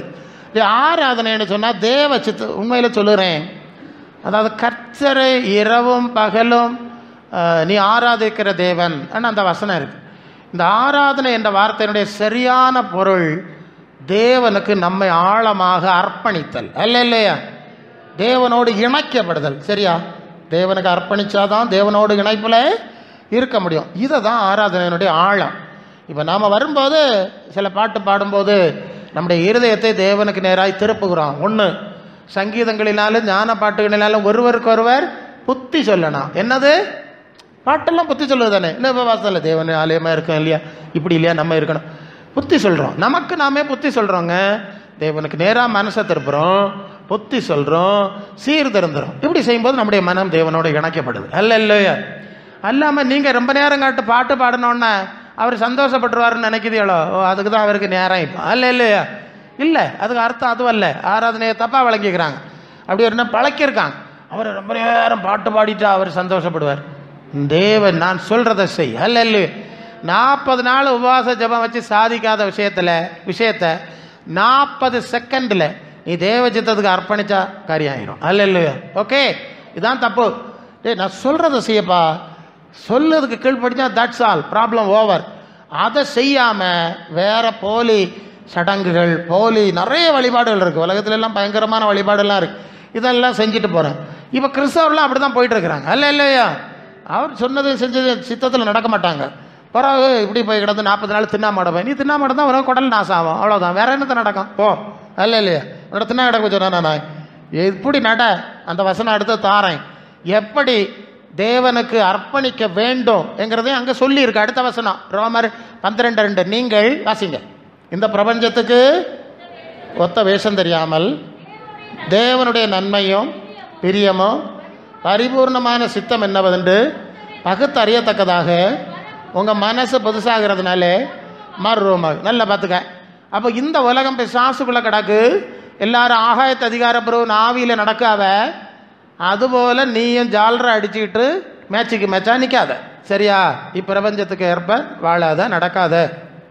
பரலோக தேவனுக்கு இது பிரியமா, இது நன்மையா, அவர் விரும்புவாரா என்று நீ பகுத்து பார்க்கக்கூடிய ஒரு பகுத்தறிவு வேணாம். என்ன அறிவு வேணாம்? ஆளுவெல்லாம் சொல்லுது மிருகங்களுக்கெல்லாம் பகுத்தறிவு கிடையாது, மனுஷனுக்கு பகுத்தறிவு இருக்குது. இப்போ பார்த்தாச்சுன்னா மிருகங்களுக்கு இருக்கக்கூடிய அறிவு மனுஷனுக்கு கிடையாது இல்லை இருக்கா? அதில் போய் பாருங்கள், கன்னியாகுமரியில் போய் நின்று பாருங்கள், தெரியும் உங்களுக்கு. அங்கே போய் நின்னா மிருகத்துக்கு அறிவு இருக்கா, ஆளுகளுக்கு அறிவு இருக்கான்னு தெரியும். படிச்சிருக்கு, நிறைய படித்து தள்ளி பட்டம் எல்லாம் நிறைய வேண்டியிருக்கு இல்லையா? பகுத்தறிவு கிடையாது. பாருங்க, நன்மை எது, தீமை எது, இதனுடைய விளைவு என்னது, அந்த மாதிரிப்பட்ட உணர்வு இல்லாதவருடைய இருதயம் இருள் அடைஞ்சதுன்னு சொல்லியிருக்கு. நாங்கள் இதனால பைக்கில் போவோம், ஆளு கையை வீசிக்கிட்டு பண்ணுவோம், நட்டு ரோட்டிலோடி போக்க பார்க்கணும். தெய்வமே, வண்டி ஓட்டைகளுக்கு எங்களுக்கு தான் தெரியும். இங்கேருந்து லைட் அடித்து போவோம், எதிரில் லைட் அடிப்பேன், இடையில என்ன நடக்குன்னு தெரியாது இல்லையா? வண்டி அதனால தான் வண்டியை டிப்பர் அடிக்கிறோம். வண்டியை ஆஃப் பண்ணுவோம், டிம்மையாக அடிக்கிறோன்னா 2 பேரும் ஒரே மாதிரி ஃபோக்கஸ் பண்ணால் இடையில 2 பேருக்கும் தெரியாது இடையில என்ன நடக்கணும். இவன் கையை வீசிக்கிட்டு நட்டு ரோட்டில் அடி போகிறான். கிட்ட வந்தப்பறம் தான் தெரியுது. பின்ன இப்போ பாக்கியாட்டியை வேற ஒரு காரியம் செய்வா. அப்படியே பைக்கில் போகிறவாள் நட்சத்திரம் என்னது நட்சத்திரம் ரோட்டில் என்ன ரோட்டில் நட்சத்திரம் என்னன்னு பார்க்கணும், மணவாட்டி போகிறா, கூட்டம் முடிஞ்சு மணவாட்டி, ராத்திரி கூட்டம் முடிஞ்சு மணவாட்டி போகிறா, நட்சத்திரம் கட்டிக்கிட்டே போகிறா. அப்போ நினச்சிக்கணும், இப்போ பைக்கில் மோதாமல் இருக்குது ஒரு வசதி தான் இல்லையா? நடக்குது வழியிலோடி இல்லையா? நீங்கள் நடக்கணும். ஆளுகளுக்கு அவ்வளவு நிசாரம், உணர்வு கிடையாது. கிட்ட வந்த அப்புறம் தான் தெரியும், அந்த லைட்டை டிம் அடிக்கணும், ஆளை போகிறது தெரியாது. இப்படியாக அடி தட்டி போட்டுட்டான் போயிடுவான், தெரியாதே அல்ல இல்லையா? உணர்வு இல்லாமல் நடக்கிற காலம். நாங்கள் சில வேளை ஊழியக்காரர்கள் பேசிட்டு போவோம், பாருங்க போகிற போக்க பாருங்க, தெய்வமே இவ்வளோ இடம் கிடக்கு இல்லையா, கொஞ்சம் ஒதுங்கி அந்த பக்கம் போகலாம் இல்லையா? என்ன நிசாரமாக செல்ஃபோனு செல்ஃபோன் பேசுகிறோன்னா ஒதுங்கின பேசு இல்லை இல்லையா? தன்னை மறந்து நடுரோட்டை ஓட்டி பேசிட்டு போகிறா. நாங்கள் கவனமாக தான் போனோம். சரி, தெய்வம் காக்கிறாரு இருக்கோம். அப்போது நீ இந்த பிரபஞ்சத்துக்கு எல்லார மாதிரியும் நடந்துக்கிட்டு நானும் ஏசப்பம் பிள்ளைன்னு நீ சொல்லப்படாது. அப்போ அவர் எல்லாரையும் ஏற்றுக்கொள்ளணுமே. பின்ன உனக்கு மட்டும் ஸ்பெஷாலிட்டி வச்சு என்னத்துக்கு? எல்லாரும் தேவ பிள்ளை தான் சொல்லிக்கிடணும். சமயத்தில் தேவ பிள்ளைகளுக்கு ஏற்ற தகுதியில் நடக்கணும், இயேசுவின் மாதிரியில் நடக்கணும். நேற்று சொன்னேன் இல்லையா? அது மத்தேயு 11:28, நான் சாந்தமும் மனத்தாழ்மையுமாய் இருக்கிறேன், என் நுகத்தை உங்கள் மேல் ஏற்றுக்கொண்டு என்னிடத்தில். அப்போ இயேசுநாதருக்கு தாழ்மையாக இருந்தார். தாழ்மை இருந்தாரா? அவர் பிலிப்பியர் 2:6 சிலுவையின் மரண பரியந்தம் தன்னை தாழ்த்தினார். இது பிறந்தது எங்கே? கழுத தொழுவத்தில். வாழ்ந்தது நரிகளுக்கு குழிகளும் ஆயத்து பறவைகளுக்கு கூடுகள் வந்து மனுஷகுமாரனுக்கு தலைசாக்கி இடம் இல்லைன்னு சொன்னார். நான் எவ்வளவோ நெருக்கப்படுகிறேன்னு சொன்னார். இறந்தது ரெண்டு கள்ளமார்க்க நடுவில் சிலுவையில் சபிக்கப்பட்ட மரத்தில் தூக்கப்பட்ட இவனும் சபிக்கப்பட்டவன். இதாக இயேசுக்கு பரப்பம் வாழ்க்கையாம். அப்போஸ்தலருடைய வாழ்க்கை என்ன தெரியுமா? 1 கொரிந்தியர் 4:9 அப்போஸ்தலராகிய எங்களை மரணத்துக்கு குறிக்கப்பட்டவர்களை போல கடைசியாய் தோன்றப்படப்படினார். நாங்கள் மனுஷருக்கும் தூதருக்கும் வேடிக்கையானோ, நாங்கள் துடைத்துப்படுகிற அழுக்கை போல ஆனோம், துன்பப்பட்டு சகிக்கிறோம், பல கஷ்டங்கள்லாம் இருக்கிறது, எல்லாரும் துடைப்படுற அழுக்க போல ஆனோன்னு ஒரு பட்டியல் இருக்குது. நீங்கள் வாசுறங்க, சமயம் பெய்யுது, எனக்கு வசனம் வந்துட்டே இருக்கும். இது யார்? இயேசுக்கு அப்போஸ்தலர். இயேசுக்கு அப்போஸ்தலரையும் இன்னைக்கு அப்போஸ்தலர் மரண போஸ்டில் போட்டிருக்கானோ இல்லையா? இந்த 2 பேரையும் கிட்ட ஒட்டி பாருங்க. வேண்டாம், இயேசுநாதரை ஒட்டியிருங்களாம். அவனும் வரிய படத்தையே ஒட்டியிருங்க போட்டு. அது இயேசுநாதர் இல்லை தான், இருந்தாலும் இயேசுநாதர் இப்படி இருந்தாருன்னு ஒரு ஐடியா வச்சுருக்காங்க இல்லையா? இந்த படத்தை அதில் ஒட்டணும். இந்த இயேசுநாதருடைய அப்போஸ்தலர்னு ஹேன்னு இப்படி கையை வச்சுட்டு நிற்கார் இல்லையா? இவருக்கு படத்தையும் பக்கத்தில் ஒட்டணும். 2க்கு சம்பந்தம் இருக்கான்னு நீங்கள் பாருங்கள். இல்லையா? நீங்களே முடிவெடுங்க. அப்போ இயேசு எப்படி வாழ்ந்தார்? தாழ்மை. அந்த தாழ்மை உன்னாட்ட இருக்கான்னு கேட்டேன். அவருக்கு தாழ்மை உன்னாட்ட இருக்கா? மரியா சொல்லுறா, நான் ஆண்டவருக்கு அடிமை, உம்முடைய சித்தப்படி ஆக கிடவது. உனக்கு அந்த மனநிலை உண்டா? நீ மரியாதை செய்து ஏதோ ஒன்று செஞ்சு வச்சுக்கிட்டு சுற்றி வருவ. அந்த நல்ல குணத்தையாவது படிச்சப்படாத. இல்லையா? அந்த உங்கள்கிட்ட இருந்த சகிப்புத்தன்மை, தாழ்மை, பொறுமை படித்தா சந்தோஷம், ரொம்ப சந்தோஷம். ஒன்றும் அவங்களுக்கு எதிராக பேசலை, ரொம்ப மதிக்கிறோம் நாங்கள் அவங்கள. இல்லையோ? ஸோ அந்த தாழ்மை இருக்கா அவன்கிட்ட? நீ இயேசு கிறிஸ்துவின் சீசி ஆயிட்டியா? நீ சீசன் ஆயிட்டியா? சொல்லுங்க, நீங்கள் சொல்லுங்க. இவர் இயேசு, இவருக்கு நீங்கள் சீசர் இல்லைன்னா அப்பா அம்மா என்னெல்லாமோ சொல்லி அதை நான் சொல்லியாச்சு. நடக்காது, ஒரு நாள் நடக்க. ஆண்டவரை பரியாசம் பண்ணக்கூடாது. ஆண்டவரை கர்த்தருடைய நாமத்தை வீணிலே வழங்காதிருப்பாயாக. கர்த்தர் தம்முடைய நாமத்தை வீணிலே வழங்குகிறவனை தண்டியாமல் ஒன்றை விடுவாரா? விடணுமா? பார்த்து நடந்துக்க, அவ்வளோதான். உள்ளதான் சொல்ல முடியும், வேற ஒன்றும் மிரட்டுக்கு என்ன இருக்கு? இயேசு வருவார். 22:12 வெளிப்படுத்தல், இதோ சீக்கிரமாய் அவனவன் செயல்களுக்கு தக்கதாய் நான் அளிக்கிற பலன் என்னோட கூட வருகிறது. நான் அவர்களை நியாயம் தீர்ப்பதில்லை, நான் சொன்ன வசனமே அவர்களை கடைசி நாளில். அப்போ உனக்கு நிலைமை என்னென்னு நீ பார்த்துக்கிடணும். நீ அந்த கோயில் இந்த கோயில் எங்கே பாஸ்டர் இது ஒன்றும் நிற்காது, பார்க்காண்டா. இல்லை வெளிப்படுத்தல் 3:5 ஜெயங்களூரனுடைய நாமத்தை கிறுக்கி போடாமல் பிதா முன்பாகவும் அவனுடைய பரிசுத்த தூதர் முன்பாகவும் அறிக்கை பண்ணுது யாரு? உங்கள் பாஸ்டர் மாரா, பிஷப்பா, யாருன்னு கேட்டேன். இந்த இயேசு தான், கழுத தொழுவத்தில் பிறந்து சிலுவையில் மரிச்சார்ல அந்த இயேசு தான். அந்த தாழ்மை இருக்கான்னு நீ பார்த்துக்க. இப்போ வசனம் எல்லாம் எடுத்து தீட்டுனா நீ எழும்பி ஓடிட போகிறாய். இல்லையா? கொஞ்சம் காமன் சென்ஸ் இருக்குன்னா நீயே யோசித்து பார்த்துக்க. இயேசுக்கு தாழ்மை நட்ட இருக்கா? நானும் சப்பா டேடின்னு சொல்லிட்டு கொஞ்சம் வரியமாக நடக்கனே, நீ தெரிஞ்சுக்கிட்டா உனக்கு நல்லது. இல்லையா? இல்லைன்னா கஷ்டம்தான். கர்த்தர் ஆதாம் ஏவாளுக்கு தேவ சாயலாய் படைத்தார். என்ன சாயல்? சங்கீதம் 8:5 மகிமையினாலும் கனத்தினாலும் அவனை முடிசூட்டினீர். அவனுக்கு மகிமை கொடுத்திருந்தார். மகிமை என்ன மகிமை? ஒளி உடை மகிமை. சரியா? ஒளியை உடையாய் அணிந்திருக்கிறார். சங்கீதம் 104:2 அந்த மகிமையை கொடுத்தார். இவன் இந்த மகிமையெல்லாம் வாங்கிட்டு ஆசீர்வாத வாக்குத்தத்தை வாங்கிட்டு பிசாசுக்கு பின்னால் போனதுனால அந்த மகிமை போச்சு. பிறகு வாழை இலையா அத்தி இலையா என்னத்தையோ இலை இல்லையா, பிறகு இலை கட்டி மறைச்சி ஆகலாம். மகிமை இழந்துட்டு இப்போ இலை கட்டி மறைச்சது தானே. தேவ மகிமை இழந்துட்டு ஆமாம் நட்சத்திரம் கட்டி மறைச்சனா மகிமை உண்டாக்குது. நட்சத்திரம் பட்டு எடுக்கணும், மெனுக்கு போடணும். அது போனது பொய்யாச்சு நேரமே. பிசாசு சொன்னான், ஒன்றும் கவலைப்படாதுங்க மக்களே, நான் வேற மகிமை சொல்லி தரேன். அவருக்கு மகிமை தானே போச்சு, நான் எனக்கு இருந்த மகிமையை சொல்லி தரேன். அது என்ன மகிமை பிரசங்க யாரு? எசேக்கியேல் 28ஆம் அதிகாரம். வருது வருது வருது போங்க சீக்கிரம் 28 அதிகாரத்திலே நீ அது என்ன சொல்லுதுன்னா, நீ பாபிலோனின் ராஜாவுக்குள் இருந்து அவனை அலக்களித்து கொண்டிருக்கிற ஆவியை குறித்து நீ புலம்பி சொல்ல வேண்டியது என்னவென்றால், நீ விசித்திரமாய் செய்யப்பட்ட முத்திரை மோதிரம்.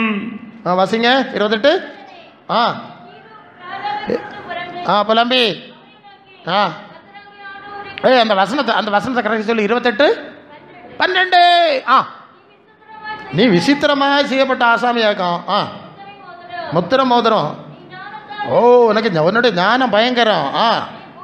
பூரண அளவு அப்பா. தேவனுடைய தோட்டத்தில் உன்னை வச்சேன். பத்மராகம், புஷ்பராகம், வைரம், படிக பச்சை, கோமேதகம், எஸ்பி, இந்திரநீலம், மரகதம், மாணிக்கம். ஓ எல்லா ரத்தினமும் உண்டு. பொண்ணு உன்னை மூடிக்கொண்டிருக்கிறது. சிருஷ்டிக்கப்பட்ட நாளிலே மேலவாத்தியங்கள் ஆயத்தம் பண்ணப்பட்டிருந்தது. நீ காப்பாற்றுகிற அபிஷேகம் பண்ணப்பட்ட கேரு யாருது? பர்வத்தில் வச்சேன். சரி போகிறோம். இது பிசாசுன்னு சொல்கிறான்ல, சாத்தான். அவன் சாத்தான் ஆகிறதுக்கு முன்னே தேவனுடைய தூதன் கேருவாய் இருந்தான். அப்போ அவனுக்கு இருந்த மகிமை இது தேவன் கொடுத்ததான். அப்போ பழைய மகிமை. அந்த மகிமையை அவன் முதலாவது இழந்தான். ஏசாயா 14:12 அதிகாலையின் மகனாகிய வெளியே வாசிங்க. 11 இருந்து படிங்க. உன் ஆடம்பரமோ வாத்தியங்களுக்கும் முழக்கமோ பாதாளத்தில் தள்ளுண்டு போயிட்டு, புழுக்களை உன் படுக்கை, பூச்சிகளை உன் பார்வை, அதிகாலையின் மகனாகிய விடியவல்லியே மார்னிங் ஸ்டார். நீ வானத்திலே இருந்தவன், அங்கே சென்றவன், பரலோகத்துக்கு போயிட்டு வந்தவன், விழுந்தாயே. ஜாதிகளை ஈனப்படுத்தினவனே, தரையிலே விழ வெட்டப்பட்டாயே. வானத்துக்கு ஏறுவேன், நட்சத்திரங்கள் மேல சிங்காசனத்தை உயர்த்துவேன், ஆராதனை கூட்டத்திலே பர்வத்திலே வீற்றிருப்பேன் என்றும், மேகங்களுக்கு மேலா உன்னதங்களில் ஏறுவேன் என்றும், உன்னதமானவருக்கு ஒப்பாவேன் என்றும். உனக்குள்ள நினைச்சா இல்லையா, சொன்னா இல்லையா? ஆனாலும் நீ அகாதமான பாதாளத்திலே கேட்டுருங்க. யாரு? தூதை. அவனுக்கு முதல் மகிமை எஸ்பி, சந்திரகந்தம், மரகதம், ஒத்து. அது ஜோய், ஆலுகாசு, பீமா, கல்லறக்கல்ஸு, என்னத்தை இல்லாமல் பார்த்தோம். இங்கே நிறைய கடைகள் அங்கங்கே ஒட்டியிருக்கேன் இல்லையா? இதில் உள்ளது எல்லான்னு வச்சுக்கிடுங்களா. அவன் தான் படம் போட்டு பெருசாக ரோட்டங்கரையில் விட்டுருக்கான். அவங்களுக்கு புரியும். இங்கே இருக்கிறது புரியும், அட்டெல்லாம் அது புரியும். இதெல்லாம் அங்கே இருந்ததான் கொடுத்துருந்து. புறம் எல்லாத்தையும் பிடிங்கிட்டேன். இருட்டு அந்த காரமாக விட்டாச்சு. இப்போ யாதாம் எவளை படைச்சு தேவன் அவர்களுக்கு தம்முடைய மகிமையை கொடுத்துட்டார். தான் வச்சிருந்த ஒளியை உடையாக இணைந்திருக்கிறார். 104:2 சங்கீதம் அதையே கொடுத்தார். நல்லா இருக்கு மக்களே, எப்படியே இருந்துடுங்க. புறம் இப்போ சாசு திருப்பி ஏமாத்தினோடனே அந்த மகிமை போச்சு. மகிமை போனோடனே சாத்தான் சொல்ல, கவலைப்படாதுங்க மக்களே, நான் வேற ஒரு வித்தை சொல்லி தரேன். ஏது வித்தை? பண்டு எனக்கு இருந்த வித்தை. அது இப்போ எல்லாம் இங்கே உலகத்துலேயும் இருக்குது. ரத்தினம், வெள்ளி, பொண்ணு எல்லாம் இருக்கு இல்லையா? இதெல்லாம் எடுத்து நீங்கள் போட்டுடுங்க, மகிமை உண்டாக்குங்க. தேவ மகிமை போச்சு. இனி வாழை இலை வச்சு துணி உடுக்குறது மாதிரி இந்த மகிமையை போட்டு உலகத்தை ஏமாத்து, ஒன்றை நீயே ஏமாத்திக்க. இது இப்படியே இருக்கான், வாடாதுன்னு வச்சுக்கன்னு சொல்லிட்டான். இப்படியே இந்த மக்கள் வந்துட்டாங்க. அதனால தான் யாக்கோபு சொல்லிட்டான், டே இதெல்லாம் கர்த்தருக்கு பிரியம் இல்லை, உங்களை சுத்தம் பண்ணி கொண்டு வாருங்கள் அப்படின்னு ஆதி ஆமத்திலே சொல்லிட்டான். எல்லாம் மாற்றுங்க. அவர்கள் தங்கள் வஸ்திரங்களையும் காதணிகளையும் வளர்த்தி கொடுத்தார்கள். கர்வாலி மரத்தண்டையிலே அதை என்ன செஞ்சிட்டான்? பதச்சு போட்டான் என்கிற சம்பவம் இருக்குது. அது ஆதி ஆமத்தில் இருக்கிறது. 32 அல்லேலூயா. சரி, அங்கே இருக்கிறது எடுத்தா ஒன்றும் டக்கு டக்குன்னு 30 வசனம் சொல்லு. 32 5 4. அந்நிய தேவர்களையும் காதணிகளையும் யாக்கோபிடத்தில் கலத்தி கொடுத்தார்கள். சீகேம் கர்வாலி மரத்தில் புதைச்சி போட்டான், மண்ணில் பூத்தி போட்டான். வீட்டில் பெட்டிலையாவது வச்சப்படாதா? ஆத்திரத்துக்கு உதவ பார்த்து ஏனோ தெரியலை, அதையும் செய்யலை, மண்ணில் ஊற்றி போட்டானா கடகட்டு பிசாசு. அவனுக்கு அறிவு இருந்திருக்கு, இது இப்படி போனால் அடி கிடச்சோம். அவருக்கு இதெல்லாம் பிடிக்காது. நான் அந்த மகிமையை கள்ள பிசாசுகிட்ட போய் இழந்துக்கிட்டு இப்போ கள்ள பையன் சொன்ன மகிமையாடா போட்டுட்டு வந்து எனக்கு சன்னிதானத்தில் நிற்கிறான்னு கேட்பாரா? கேட்க மாட்டாரா? அதான் பிரச்சனை. தூத்துரோட தெரிஞ்சாச்சு, அப்படி போச்சு. ஆனாலும் இந்த ஆள் சும்மா இருக்கிறது கிடையாது. பின்னம் அங்கோடி எங்கோடியும் போய் எல்லாம் சொல்லி வேதத்தில் அப்படி இருக்குது, இப்படி இருக்குது, வால் இருக்குது, தலை இருக்குன்னு சொல்லி திருப்பியும் உளையாத்தி தலையில் ஏற்றி விட்டாச்சு. இஸ்ரவேலர்கள் பின்னம் போட்டாச்சு. இப்போ சொன்னான், இது நான் சொல்லி தந்தது, நான் தந்ததானே உங்களுக்கு, ஒன்று செய்யுங்க. யாத்திராம 32:4 ஏய், இதெல்லாம் நான் உங்களுக்கு சொல்லி தந்ததாகும், மனசில் இருக்கணும். அதனால நான் தந்ததை எனக்கே தந்துருங்க. அது எப்படி? 4ஆம் வசனம் படி.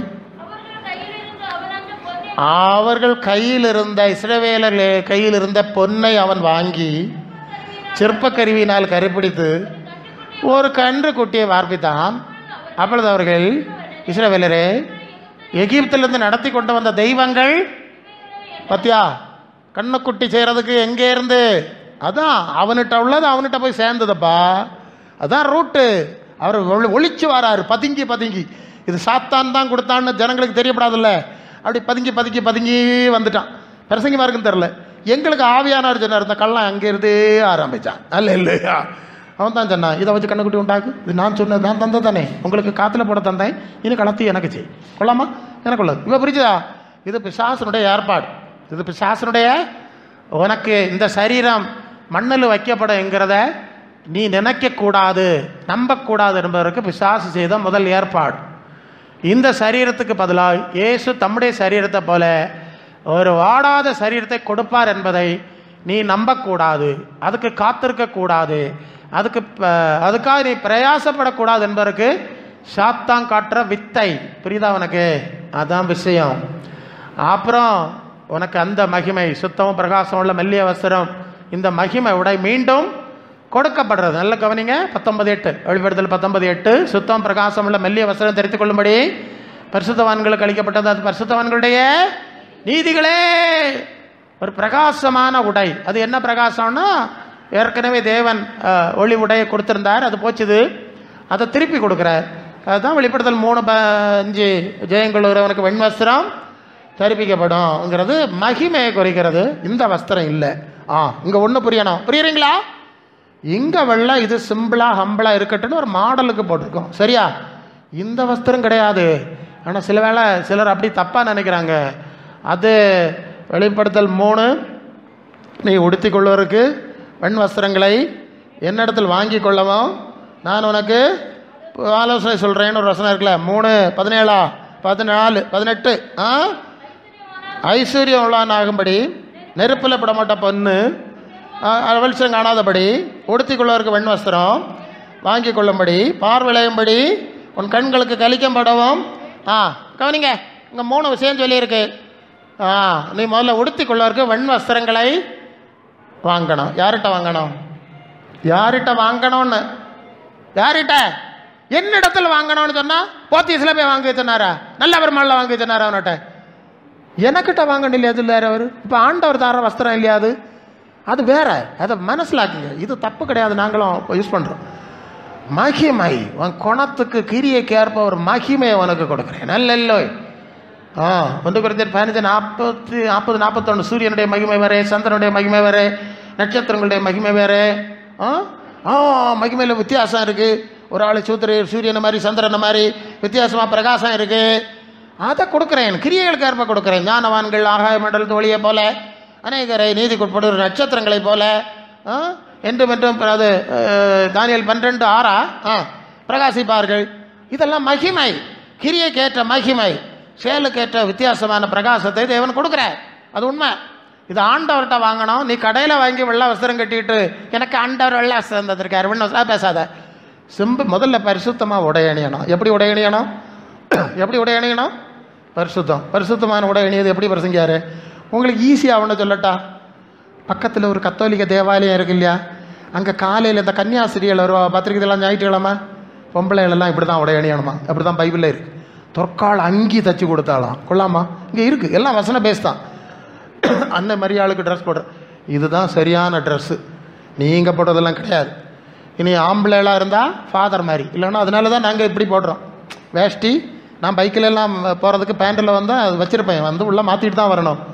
வேஷ்டியிலும் ஜிப்பால் நிற்கிறது என்னது, அது ஆண்டவருக்கு வந்து நிலை அங்கி தரித்திருந்தார் அப்படின்னு இருக்குது.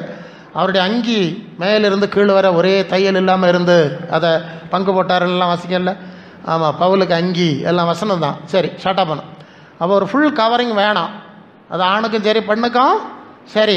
அந்த கன்னியாஸ்திரிகளுக்கு ட்ரெஸ்ஸு, தலையெல்லாம் எப்போதும் ஸ்கார்ப் கட்டணும், அப்படி தான் அந்த வசனம் சொல்லுது. அந்த தலையை மூடுற முக்காடுன்னு சொல்கிறது கற்பின் அடையாளம். என்ன தான் கற்பின் அடையாளம்னு சொல்லியிருக்கு. அது கற்பின் அடையாளம், அது ரொம்ப முக்கியம். அது அங்கே ஆதி ஆமத்திலேருந்தே வருது. அவள் ஈசாக்கு முக்காடிட்டு கொண்டாள்னு ஆரம்பிக்கிறோம்ல, அங்கேருந்தே வருது. அது நிறைய விளக்கம், அது தனி விளக்கம் இருக்குது. நம்ம ஆண்கள் கூடி வந்திருக்கிற சூழ்நிலையில் சபையில் போடணும்னு வார்த்தை இருக்குது. சபையில்னா ஆண்கள் வரக்கூடிய சூழ்நிலைன்னு அர்த்தம். ஆண்கள் இல்லாத சூழ்நிலைக்கு வேண்டாம், மற்ற ஆண்கள் இருக்கக்கூடிய சூழ்நிலையில் அவளுக்கு தலைமயிர் மகிமையாக இருக்கிறதே, அந்த மகிமை, அந்த பியூட்டி, அதை அவள் மூடணும். அப்படி அர்த்தத்தில் தான் பைபிள் முழுசாக இருக்குது. பழைய ஏற்பாட்டிலேருந்து இந்த செய்தியில் வருது. அதனால் ஆண்கள் கூடி வந்திருக்கிற சபையில் வந்து ஜெபம் பண்ணும்போது தீர்க்க, அதாவது மற்றவருடைய கவனம் திரும்பக்கூடிய ஒரு சூழ்நிலை வரும்போது நீங்கள் முக்காடு அணிய வேண்டும். பப்ளிக்கில் போனால் எவ்வளோ அதிகம் செய்யணும், அதான் உண்மை. அதுதான் அவங்களுக்கு செஞ்சு விட்ருக்காங்க. அது மென்னானைட்டுன்னு ஒரு சர்ச் இருக்குது, அது பெந்தகோஸ்தே சர்ச்சு தான், அதில் இப்போவும் பண்ணுறாங்க உலகத்தில். சரி, ஓகே. இப்போ பரிசுத்தமாக உடைய அணிங்க முதலாவது. ரெண்டாவது சிம்பிள் அண்ட் ஹம்பிள், எளிமையாக உடைய அணி. மூணாவது உள்ளுடைய தெரிக்கணும்னு உங்களுக்கு ஆண்டவர் ஏவனா நீங்கள் செய்யலாம், தப்பு கிடையாது. இது இயேசு அப்படி போதிக்கலை, அப்போஸ்தலர் அப்படி போதிக்கலை, ஆதி திருச்சபையில் அப்படி உபதேசம் இல்லாதனால அது உபதேசமாக. இப்போ காஞ்சிரக்கோட்டில் எங்களுக்கு அங்கெல்லாம் சாதையாக ஞான ஒரு காவி தான் போட்டிருந்தாங்க.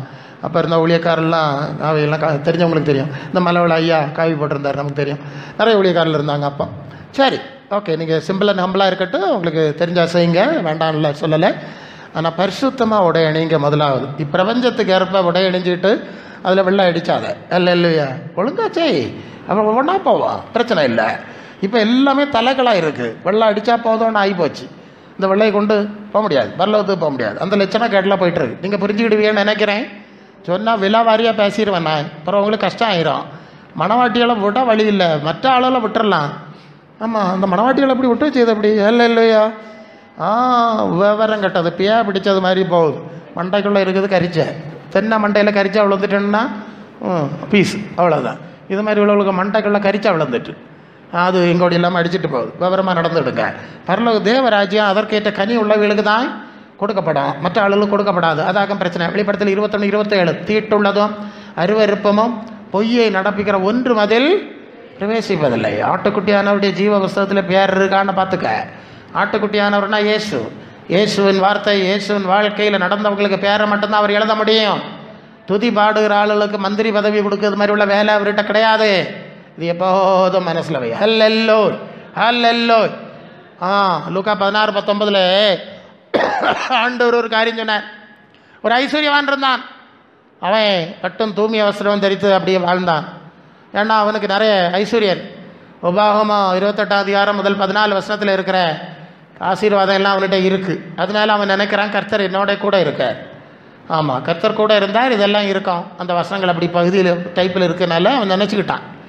அந்த லாசரு தெருவில் கிடந்தான், பிச்சைக்காரன், நமக்கு தெரியும். அவனுக்கு அந்த 14க்கு பிறகு சாப வசனங்கள் இருக்கு இல்லையா, அதெல்லாம் அவனுக்கு வாழ்க்கையில் இருக்குது. கொள்ளாமா பார்த்துட்டுங்க. இப்படி இருந்த ஒரு உண்மை சம்பவம். 2 பேரும் கண்ணை மூடினாவ. கண்ணை மூடின பிறகு என்ன ஆச்சு தெரியுமா, இங்கே ஆசீர்வாதமாக இருந்தேன், கர்த்தர் கூட இருக்கிறாருன்னு நினச்சவன் பாதாளத்தில் அக்கினியில் வேதனைப்படுகிறான். தெருவில் கிடந்த பிச்சைக்காரன் இப்போ ஆபிரகாம்கிட்ட இருக்கிறான்.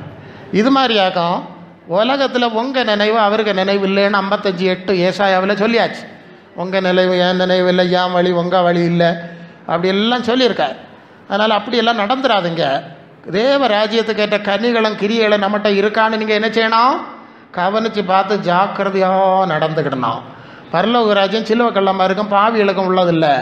மற்ற 13:43 நீதிமான்களோ தங்கள் பிதாவின் ராஜ்யத்தில் சூரியனை போல பிரவாசிப்பார்கள். அங்கே இருக்குது யாரு, நீதிமான்கள், நீதிமான்கள், நீதிமான்கள். அது நீதிமான்களின் ராஜ்யம். கொலோசேரில் வாசிக்கும்போது ஒளியில் உள்ள கொலோசேர் 1 அதிகாரத்தில் 12 ஒளியில் உள்ள பரிசுத்தவான்களுடைய சுதந்திரத்தில் பங்கடைவதற்கு நம்மை தகுதி உள்ளவராக்கினவர், இருளின் அதிகாரத்திலிருந்து நம்மை விடுதலையாக்கி தமது அன்பின் குமாரனுடைய ராஜ்யத்துக்கு உட்படுத்தினவராக இருக்கிற பிதாவை ஸ்தோத்திரிக்கிறோம். அப்போ ஒளியில் உள்ள பரிசுத்தவான்கள், அல்லேலூயா. அப்போ நீதிமான்கள், பரிசுத்தவான்கள், தேவ சாயல் அடைந்தவர்கள், தேவ குணத்தை தரித்து கொண்டவர்கள்ங்கிற ஒரு அடிப்படை தான் இங்கே இருக்கிறது. இங்கே மதத்தை பற்றி பேசலை. இருதயத்தில் சுத்தம் உள்ளவர்கள் பாக்கியவான்கள், அவர்கள் தேவனை, அவன் கிறிஸ்தவனா இந்துவா முஸ்லீம் என்னெல்லாம் பேசலை. யாருக்குள்ள கிறிஸ்துவுக்கேற்ற பரலோக தேவனுக்கேற்ற சாயல் தன்மை இருக்கிறதோ வந்திருக்கிறதோ அவர்களுக்கு தன்மைக்கேற்ப இந்த சூழ்நிலையில் போய் மகிமை அடைவார்கள் என்று தான் சொல்லி இருக்கிறது. ஆகவே தேவனுடைய ராஜ்யம் நமக்குள்ளே இருக்கிறதா, அந்த தகுதி நம்மகிட்ட இருக்கான்னு நம்ம சிந்திச்சு பார்த்துக்கணும். சரியா? வரிய கணக்காக கூட்டத்துக்கு வந்த பிரசங்காரு ஒன்றும் வரையில 30 வரியாக 3ஆம் கிளாஸில் தான் இருக்கேன்னா எங்கே போகிறதுக்கு உங்களை உயிர்த்து ஆராய்ந்து பாரு, உங்களை சிந்திச்சு பாரு. கண்ணை மூடுனா இந்த காட்சி தலைகளை மாறோன்னு பாரு. நீ மேன்மையாக நினச்சதெல்லாம் மண்ணில் மலர் வளையத்தில் வச்சு ஒரு கல்லையை வச்சு பூட்டி போடுவாங்க, அல்ல இல்லையா? எபேசியர் 3:16 சொல்லுது, ஆவியினாலே உள்ளான மனுஷனில் வல்லமையாய் பலப்படு, ஆத்மாவிலே பலப்படு. நீ ஆத்மாவிலே பலப்படுறது போல மற்ற எல்லாவற்றிலும் வாழ்ந்து சுகமாக இருக்கும்படி வேண்டுகிறேன்.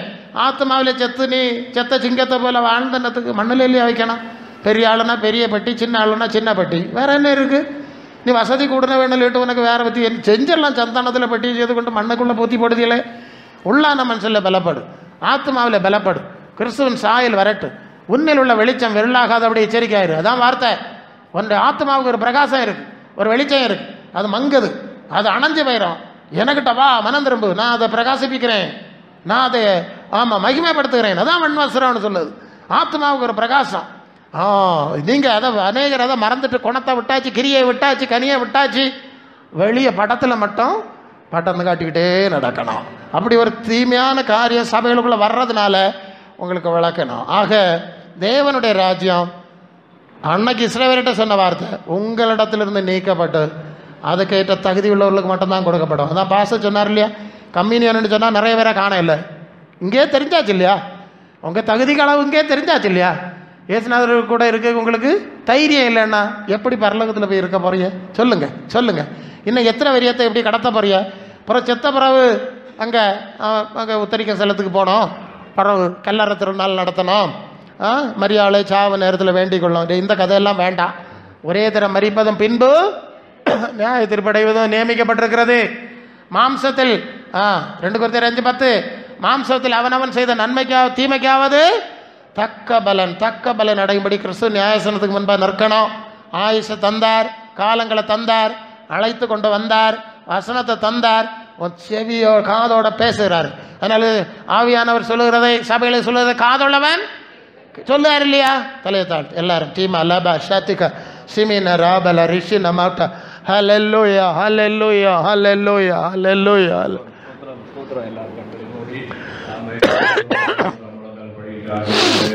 வசனத்துக்கு முன்பாக நாங்கள் நடுங்க ஸ்தோத்திரம் கிருபை